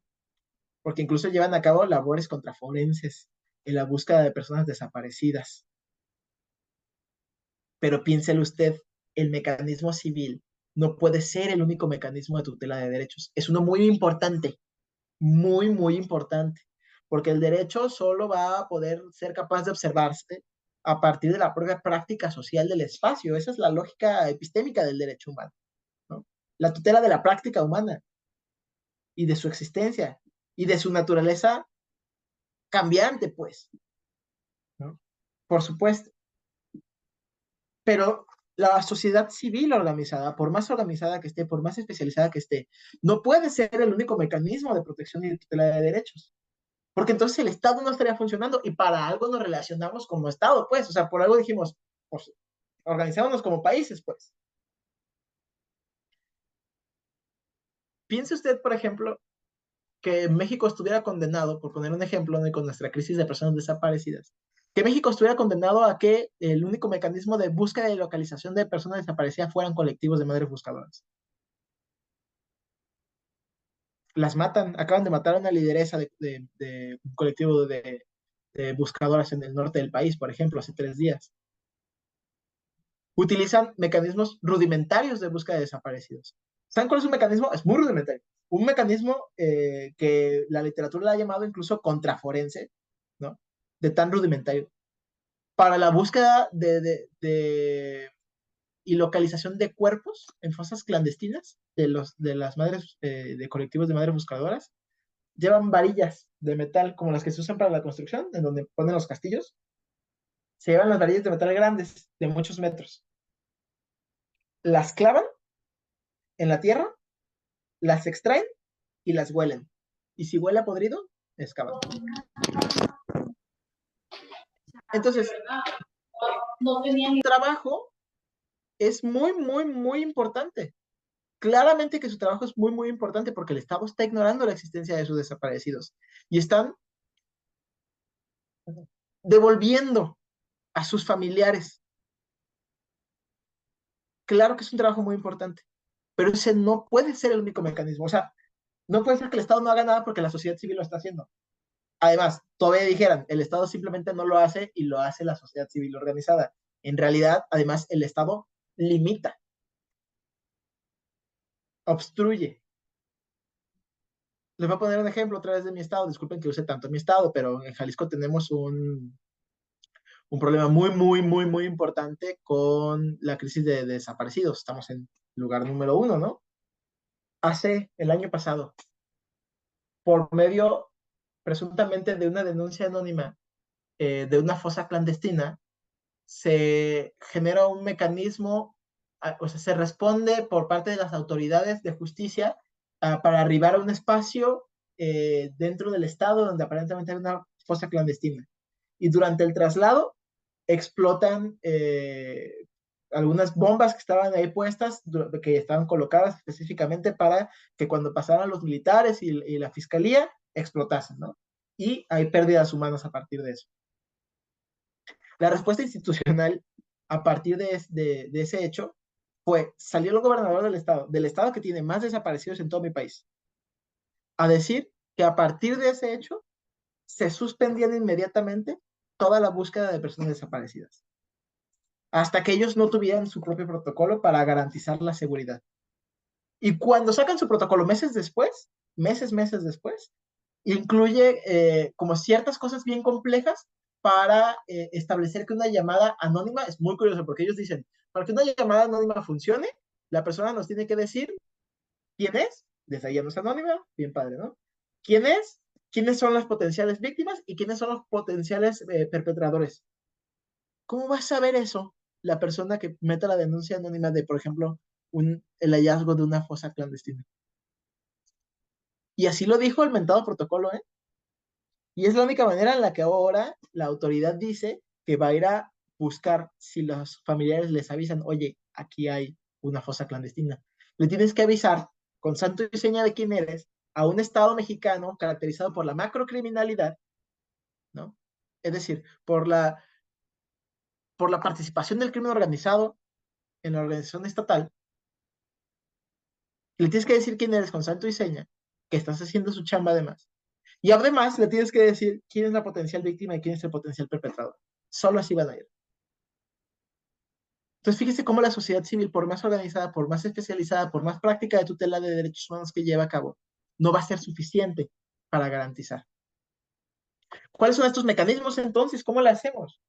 Bueno, por suerte, nuestro mundo contemporáneo tiene mecanismos que están condicionados a partir de la lógica del propio derecho internacional. No solamente podemos apelar al derecho local, sino también al derecho internacional. Es decir, hay mecanismos en donde el Estado se vigila a sí mismo y hay mecanismos donde organizaciones regionales o sistemas universales vigilan estados.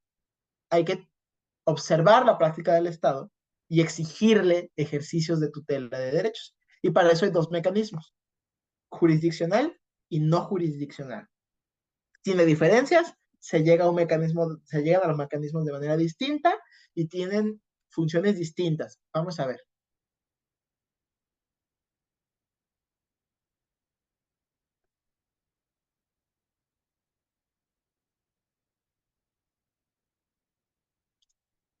Dice, el mecanismo jurisdiccional está a cargo de jueces, tribunales y organismos internacionales competentes y sus resoluciones son vinculantes, es decir, de aplicación obligatoria. Es decir, un mecanismo jurisdiccional es un mecanismo que cuando interviene para tutelar derechos, su decisión es de aplicación obligatoria. Siempre. Ejemplos locales. En México, en muchos países también, pero en México en particular, sobre todo a partir de la reforma del 2011, la Suprema Corte de Justicia, además de que es lo que en otros países le llaman Corte Constitucional, ¿no? Que su jurisdicción es la tutela de que la Constitución se aplique, básicamente, ¿no? Esa es la función de la Suprema Corte. Pero como la Constitución, por lo menos en México, reconoce los derechos humanos, la Corte Constitucional Mexicana, que es la Suprema Corte de Justicia, pues se vuelve también una suerte de corte protectora de derechos humanos, porque la violación a derechos humanos es inconstitucional en México. Entonces, en virtud de que es inconstitucional la violación a derechos humanos, la Suprema Corte, que tutela la Constitución, también termina tutelando derechos humanos particularmente. La Suprema Corte es un mecanismo jurisdiccional. Las decisiones, las determinaciones a las que arriba la Suprema Corte son obligatorias y la instrucción que se le dé a la autoridad violatoria que viola el derecho es de aplicación obligatoria, no es si quieren, es sí o sí. A eso nos referimos con jurisdiccional. Es una determinación, le decimos vinculante, es decir, obligatoria. Por otro lado, los mecanismos no jurisdiccionales, aunque también son mecanismos formales, no cualquier o sea, no cualquier organización o institución puede tutelar no jurisdiccionalmente, no son tribunales. Y lo que hacen es documentar, gestionar resoluciones, recomendar, pero sus determinaciones no son obligatorias. Piensen lo que son como organismos especializados, competentes, para llevar a cabo, para ejecutar opiniones respecto a la debida tutela de derechos humanos y sus violaciones. Pero sus determinaciones no son vinculantes, es decir, la autoridad violatoria de derechos humanos podría no apegarse a esa resolución. Va a haber mecanismos jurisdiccionales y mecanismos no jurisdiccionales, van a ser distintos dependiendo del ámbito de aplicación en el que se estén llevando a cabo, ¿no? Entonces, vamos a ver mecanismos internacionales jurisdiccionales, mecanismos internacionales no jurisdiccionales, y luego vamos a usar como el caso de estudio mexicano para ver en el derecho local mecanismos jurisdiccionales y mecanismos no jurisdiccionales. En términos prácticos, esas son las dos divisiones de los mecanismos de tutela en derechos humanos. Recuerden, jurisdiccional, obligatorio, casi siempre es un tribunal, una autoridad competente, ¿no? No jurisdiccional, son organismos especializados, se dedican a la documentación, investigación y generación de resoluciones alrededor de la lógica de la protección y tutela de derechos humanos, pero sus resultados no son de seguimiento obligatorio, es decir, no jurisdiccionales.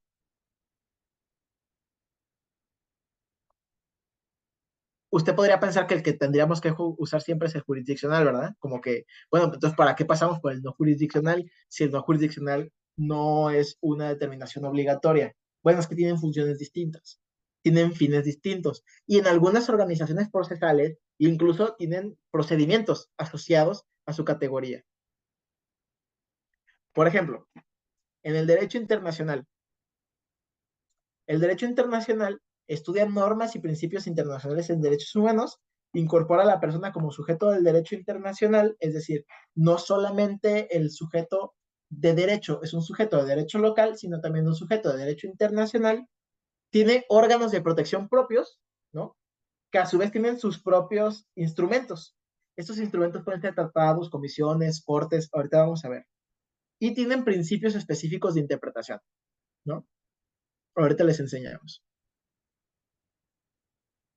¿Cuáles son los dos sistemas? Es decir, ya vimos que hay dos mecanismos, ¿no? Hay un mecanismo, decíamos, jurisdiccional y hay un mecanismo no jurisdiccional. ¿Cuáles son los sistemas internacionales entonces que nos van a tutelar estos dos mecanismos? O sea, ¿cómo utilizo estos mecanismos en esos dos sistemas? Bueno, usted tiene que saber, casi para cualquier país que lo esté escuchando, ¿no? Que por lo menos en este lado del mundo, para los que vivimos en países que pertenecen a la OEA, hay dos sistemas que casi todos van a proteger muy parecido a los países. Pero ahorita les explico de qué depende que los mecanismos funcionen, porque es de un acuerdo la dependencia de que funcionen. Hay dos mecanismos grandes, no son el mismo y generalmente no permiten combinación. O nos vamos por uno o nos vamos por otro, ¿sale? Uno es el mecanismo universal, que es el que viene del Consejo de Derechos Humanos.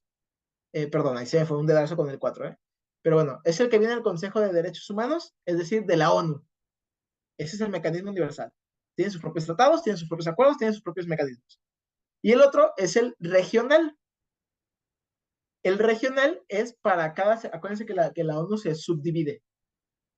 La subdivisión en la que nos toca es la OEA, la Organización de los Estados Americanos. Ok, la OEA tiene su propio sistema regional, ¿no? Pero en general la ONU está separado por sistemas regionales. Acuérdense, nos vamos por el universal, que es para todo el mundo, o nos vamos por el regional, que es el específico.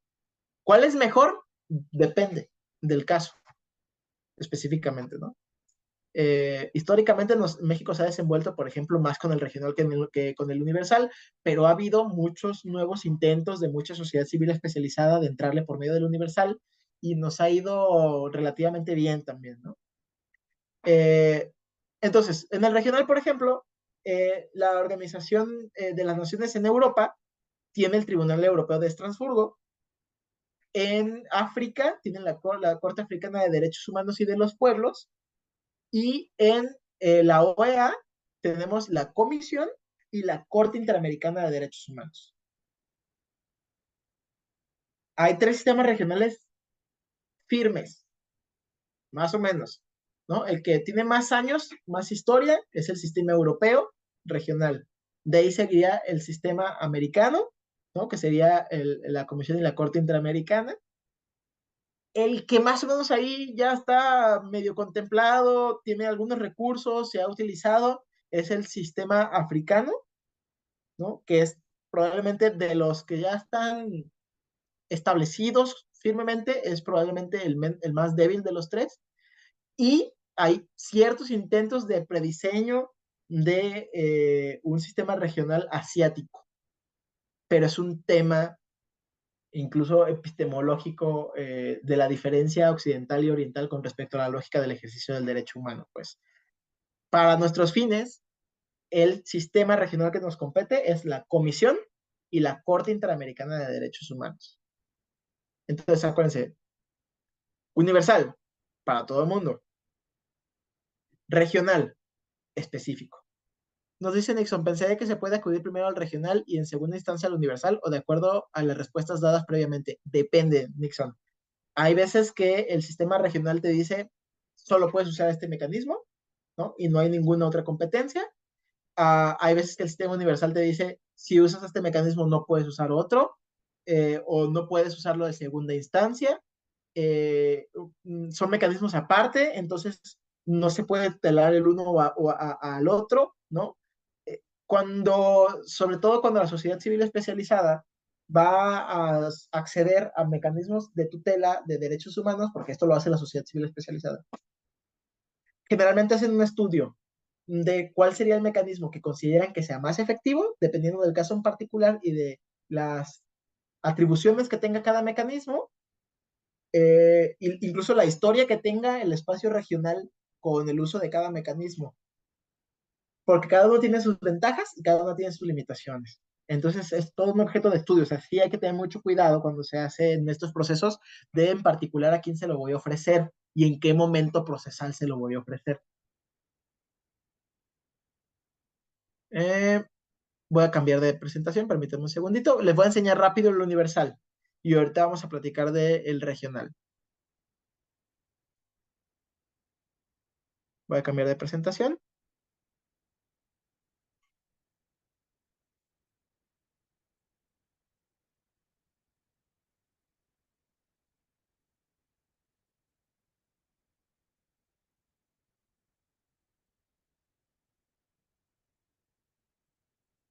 Entonces, el universal es muy complejo, ¿eh? Son más fáciles los regionales en términos de comprender sus competencias y sus funciones.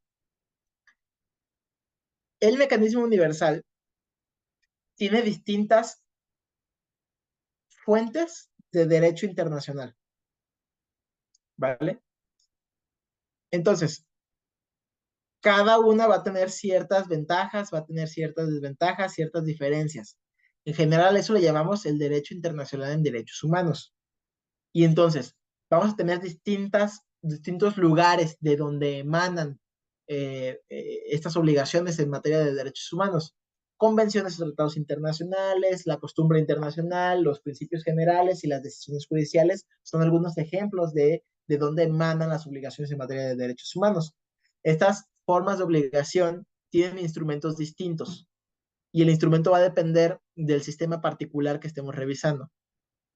Por ponerles un ejemplo, hay observaciones generales de los comités que son del sistema universal, observaciones finales de los comités del sistema universal, dictámenes de comités es del sistema universal, declaración de la Asamblea General de Naciones Unidas es de universal, principios, reglas mínimas y directrices, universal, recomendaciones y procedimientos especiales, universal, y luego están los procedimientos de decisiones de cortes internacionales, por ejemplo, la Corte Interamericana, esa es de naturaleza regional. Ahora, hay otras cortes internacionales, ¿eh? Por ejemplo, está la Corte Penal Internacional, pero no es objeto de la clase del día de hoy, porque aunque es derecho internacional y aunque termina tutelando derechos humanos, estamos viendo solamente tribunales específicos de derechos humanos. Entonces, ¿cómo funciona el sistema universal? El sistema universal tiene un montón de tratados que están relacionados con un montón de comités. No los vamos a ver, no los vamos a ver todos, pero usted puede, toda esta es información pública, lo puede revisar particularmente. Entonces, en el sistema universal hay varios comités que son el órgano que está capacitado para la aplicación e interpretación del instrumento, ¿vale? Entonces, usted está viendo ahorita una tablita, lo voy a hacer más grande. Está usted viendo una tablita en donde tenemos del lado izquierdo el instrumento, ¿no? Que dice convención, y del lado derecho el órgano, que digamos es quienes son competentes para interpretar el contenido de las convenciones o de los instrumentos. Dependiendo del instrumento, fíjese, tiene su propio órgano especializado. Y entonces, ¿a quién le vas a pedir apoyo? ¿Cuál va a ser el mecanismo en particular? Va a depender del caso en específico. ¿Cómo sabemos cuál es? Usted lo que tiene que hacer es ver cuál es el tratado, el acuerdo, la convención, ver qué derechos tutela esta convención, ver qué derechos están vulnerando en su caso en particular, y entonces pedirle apoyo al comité en específico que sea responsable del instrumento que está siendo violado por parte del Estado. Hay un montón de instrumentos. Vámonos por el más fácil, que es el que tiene casi todas las competencias, o todas, si no me equivoco. Hay una convención que se llama Convención contra la Tortura y otros tratos o penas crueles, inhumanos o degradantes. Ese es el instrumento. Usted se va al instrumento, va a ver qué derechos tutela, cómo los tutela, qué se puede hacer, qué no se puede hacer, ¿no? Y qué implica hacer ciertas cosas. En este caso está relacionado con tratos crueles, inhumanos y tortura. Y tiene su propio comité, el Comité contra la Tortura. Las siglas que está viendo están en inglés, casi siempre las siglas se las ponen así, ¿vale? Entonces, hay varios comités, como puede ver, hay comité de los derechos del niño, hay comités contra las desapariciones forzadas, tienen su propia convención. En México, por ejemplo, los comités que más se han utilizado es muy contemporáneamente CEDAW, que es el Comité para la Eliminación de la Discriminación contra la Mujer. El Comité contra las Desapariciones Forzadas ha tenido mucho trabajo en México, se ha utilizado mucho ese mecanismo, y también mucho Comité contra la Tortura. Vamos a centrarnos para explicarles las competencias en el Comité contra la Tortura, que es el CAT, acuérdense. Cada comité va a tener competencias distintas dependiendo de a qué le habilite su instrumento. Es decir, los instrumentos todos son distintos, tutelan distintos derechos. Le dicen al derecho de una forma distinta, por ejemplo, y se preocupa del derecho de una forma en particular. Entonces, dependiendo del acuerdo del tratado, es que al principio va a decir qué organismo lo tutela y qué competencias tiene. No tienen todas las competencias todos los acuerdos. Por eso les decía, entonces tampoco todos los órganos, que son todos los comités. Por eso les decía que nos centramos en el CAT. Por ejemplo, en el CAT, que es el de tortura, recuérdenlo, el CAT tiene todas las competencias que dan los instrumentos del sistema universal. Su órgano es el Comité contra la Tortura. En este caso, la Convención contra la Tortura, su órgano es el Comité contra la Tortura. Y aquí les dice qué hace. El CAT hace todas. Hace informes periódicos.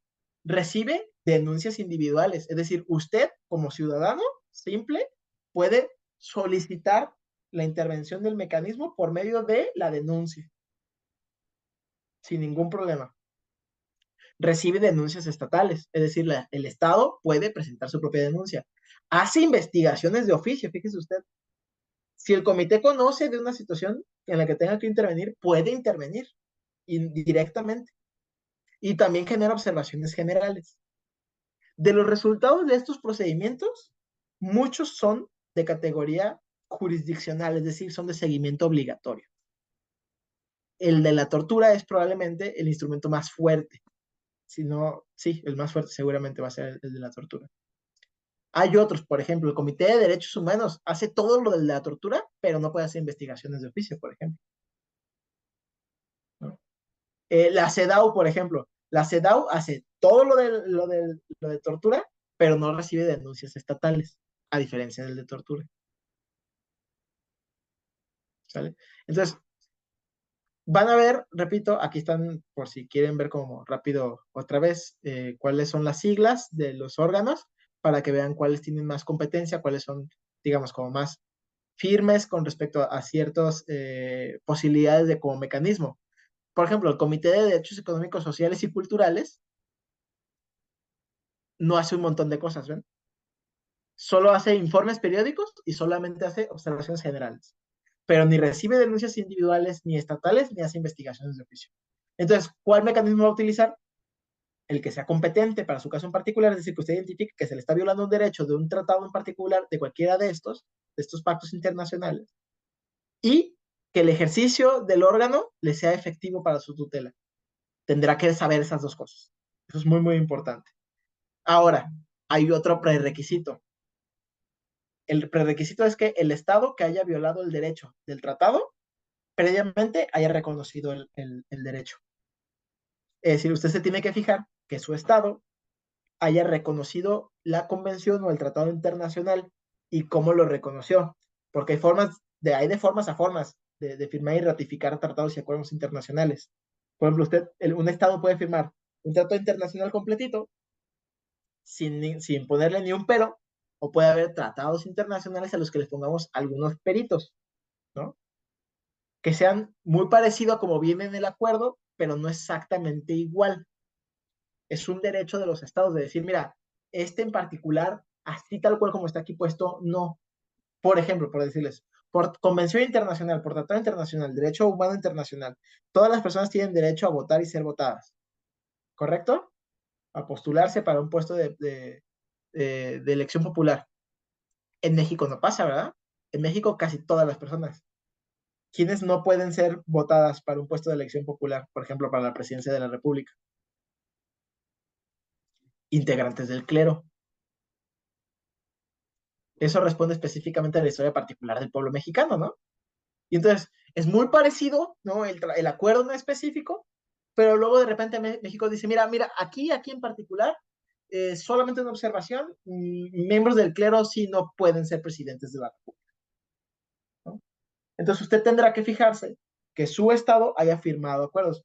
Por ejemplo, un ejemplo muy claro, Estados Unidos. Estados Unidos pertenece a la ONU, pertenece a la OEA, no pertenece al sistema regional, pero sí pertenece a la ONU, ¿no? Entonces, alguien cuyo derecho humano sea violentado en Estados Unidos podría utilizar, por ejemplo, eh, una convención del sistema universal para decirle a la ONU que se le está violentando un derecho.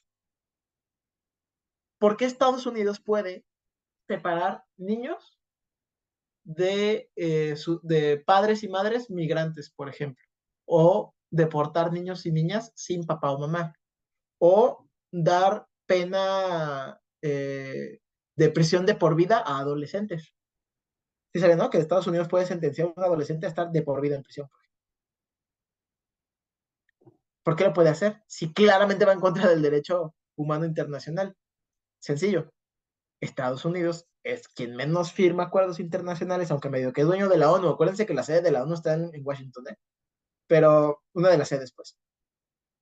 Pero no firma la convención, casi no firma, de hecho, no ha firmado nada de la Convención de los Derechos del Niño.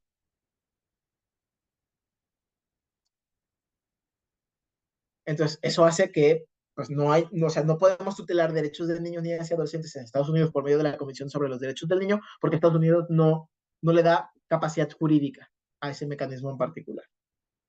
Como pueden ver, son muchos, ¿no? O sea, son varios. Ahora, sobre el sistema regional, decíamos, ¿se acuerdan? Que hay un sistema específico para la OEA. En el sistema regional, voy a cambiar esta, en el sistema regional, para la OEA, la que nos aplica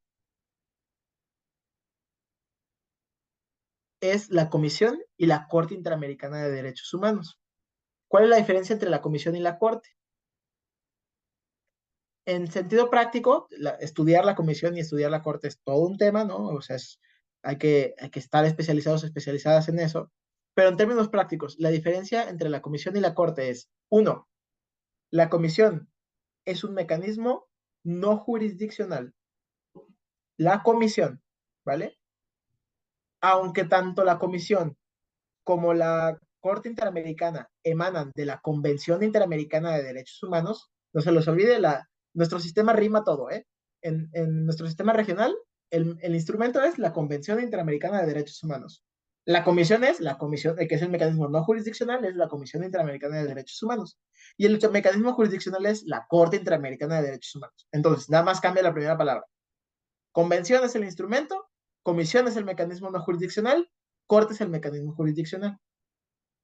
La comisión, al ser un mecanismo no jurisdiccional, sus decisiones no son vinculantes, ¿de acuerdo? Son muy importantes para documentar derechos humanos, para asistir a los estados en el ejercicio correcto del derecho humano, etc. Pero no son jurisdiccionales. Y la Corte, las sentencias de la Corte son de seguimiento obligatorio para los estados sentenciados. Y no nada más, esto es importante, para la Corte, no nada más el estado sentenciado en particular, por ejemplo, González y otros contra México, y se sentencia a México a ciertas cosas en particular, las sentencias de la Corte no solamente aplican para el estado que se le está sentenciando, aplica para todo el sistema regional. Entonces, las sentencias que se aplican a Perú, los criterios jurisprudenciales peruanos que se le hayan aplicado a Perú, por medio de la Corte Interamericana, también aplican para el Estado mexicano, también aplican para Argentina. Es decir, tutelar derechos en la región funciona como de manera complementaria, pues. Toda la jurisprudencia, es decir, todas las decisiones judiciales que toma el tribunal, que es la Corte Interamericana, es obligatoria en términos regionales. Repito, la comisión no jurisdiccional, la Corte jurisdiccional. Otra condición particular de nuestro sistema regional, para llegar a la Corte solo se puede llegar por medio de la comisión. En el sistema universal, les mostraba la tablita, muchos mecanismos reciben individualmente las denuncias. O sea, tú como persona de a pie puedes mandar tu denuncia. En el sistema regional, tú no puedes presentar el proceso judicial ante la Corte Interamericana como persona. La única autoridad competente para la presentación del proceso es la Comisión Interamericana. Para que la Comisión Interamericana lo haga, tú le tienes que avisar a la Comisión. Entonces, tú le pides a la Comisión que participe de un proceso y entonces la Comisión va a estudiar tu caso en específico y va a intentar resolver por medios no jurisdiccionales. Si no se resuelve por medios no jurisdiccionales, entonces la comisión le avisa a la Corte y demanda al Estado, en este caso a México completo, por ejemplo. La Corte analiza el caso y de aceptarlo se van a juicio. Entonces, en el sistema universal puedes entrar directo al mecanismo jurisdiccional, pero está limitado al tipo de derecho que se te está violando. La convención en particular solo va a tutelar el derecho que se te esté violando, esto es importante. Es decir, si usas el CAT para denunciar tortura, el CAT no va a tener competencia para desaparición forzada. Esa es una limitación del sistema universal. Y no puedes usar los dos al mismo tiempo, eso sí nunca pasa. En el sistema regional, tú no puedes llegar directo al mecanismo jurisdiccional, llegas al no jurisdiccional. La comisión va a intentar resolver no jurisdiccionalmente, por ejemplo, por medio de recomendaciones o de asistencia internacional a los estados. Si no resuelve no jurisdiccionalmente el Estado, la comisión sube el tema como demanda ante la Comisión de Derechos Humanos y si la comisión, perdón, la Corte. Y si la Corte lo acepta, entonces se van a juicio y de salir responsable el Estado, entonces la sentencia es obligatoria. Ustedes pueden revisar todas las sentencias de la Corte Interamericana en la página de la Corte Interamericana y van a ver distintos temas. A México, la mitad, por ejemplo, en términos prácticos, la mitad de las veces que se ha sentenciado a los estados interamericanos, la mitad de las veces tiene que ver con graves violaciones a derechos humanos, la otra mitad de las veces tiene que ver con pueblos indígenas y con algunos procedimientos judiciales extraños, ¿no? Que no debieron haber pasado así. Entonces, ¿cuál es mejor? Depende, depende. Por último, el ejercicio de estudiar el derecho interno en México para que veamos cómo funciona. El artículo primero de la Constitución, si bien el Estado mexicano se obliga a la aplicación del Tratado Internacional cuando firma y ratifica, no es sino hasta el 2011 que se pudo garantizar la aplicación efectiva del Tratado Internacional. ¿Por qué? Porque el artículo primero dice que todas las personas gozarán de los derechos humanos reconocidos en esta Constitución y en los tratados internacionales en los que el Estado mexicano sea parte. Fíjese usted. Entonces, está diciendo en la Constitución, en el artículo primero, que dice, a ver, la Carta Magna del Estado mexicano es este documento. Y entonces, se va a entender que todos los mexicanos, mexicanas, todas las personas en su territorio nacional tienen estos derechos en esta Constitución, pero además la Constitución reconoce los mismos derechos de los tratados internacionales que México firme y ratifique. Entonces, aparentemente el derecho internacional en derechos humanos es superior jerárquicamente al derecho local, ¿no? Que sería el derecho que está reconocido constitucionalmente. Pero es gracias a que la Constitución reconoce el tratado internacional que le da vida al tratado internacional. Es decir, esto pasa en algunos países de la región. Hay veces que la Constitución regional es débil para sostener la posibilidad del ejercicio del derecho internacional en derechos humanos, porque la Constitución no obliga al resto de los órganos estatales a apegarse al tratado internacional. De hecho, usted puede ver interpretaciones de la Suprema Corte de Justicia mexicana previas al 2011 que decían que los tratados internacionales, aunque el propio tratado internacional decía que es de aplicación obligatoria, que el tratado internacional nomás era una fuerte sugerencia, pero que no primaba por encima de la Constitución y que si la Constitución no reconocía un derecho que sí estaba reconocido en el tratado, pues se podía aplicar el derecho del tratado, siempre y cuando no fuese contrario a la Constitución. Es decir, entre comillas, el Estado mexicano obligaba, se obligaba a la aplicación del tratado internacional cuando lo firmaba y lo ratificaba, pero luego dependía de que no fuese contraria a la Constitución para que efectivamente aplicara en términos legislativos internos. Repito, incluso por interpretación de la Suprema Corte así decía. O sea, mira, si hay un derecho humano reconocido en tratados internacionales que no esté dentro de la Constitución y no va en contra de nuestra Constitución, Simón, lo reconocemos, dice. Pero si hay algún derecho humano de tratado internacional que vaya en contra de la Constitución, entonces el que prima es la Constitución. Ah, caray, pero que no hay una obligación internacional de seguir el tratado que firmas y ratificas. Entonces en el 2011 dice México, sí los vamos a firmar, sí los vamos a ratificar y sí los vamos a seguir, pero no por el propio acuerdo internacional, sino porque mi Constitución dice que el acuerdo internacional está en el mismo nivel. Entonces, ¿de qué dependemos? De que el acuerdo internacional siga siendo fuerte en México, de que no se reforme el artículo primero, de que en algún momento alguien diga, ¿sabes qué? Vamos a reformar el artículo primero, el artículo primero ya no va a reconocer los tratados internacionales. Ese es, en general, nótenlo, como al final del día es el derecho local el que termina dándole vida al derecho internacional.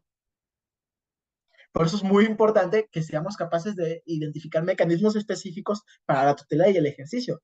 Por eso les decía desde al principio de la sesión, claramente la práctica social de la defensa es esa nada más, de la defensa de los derechos humanos es muy importante,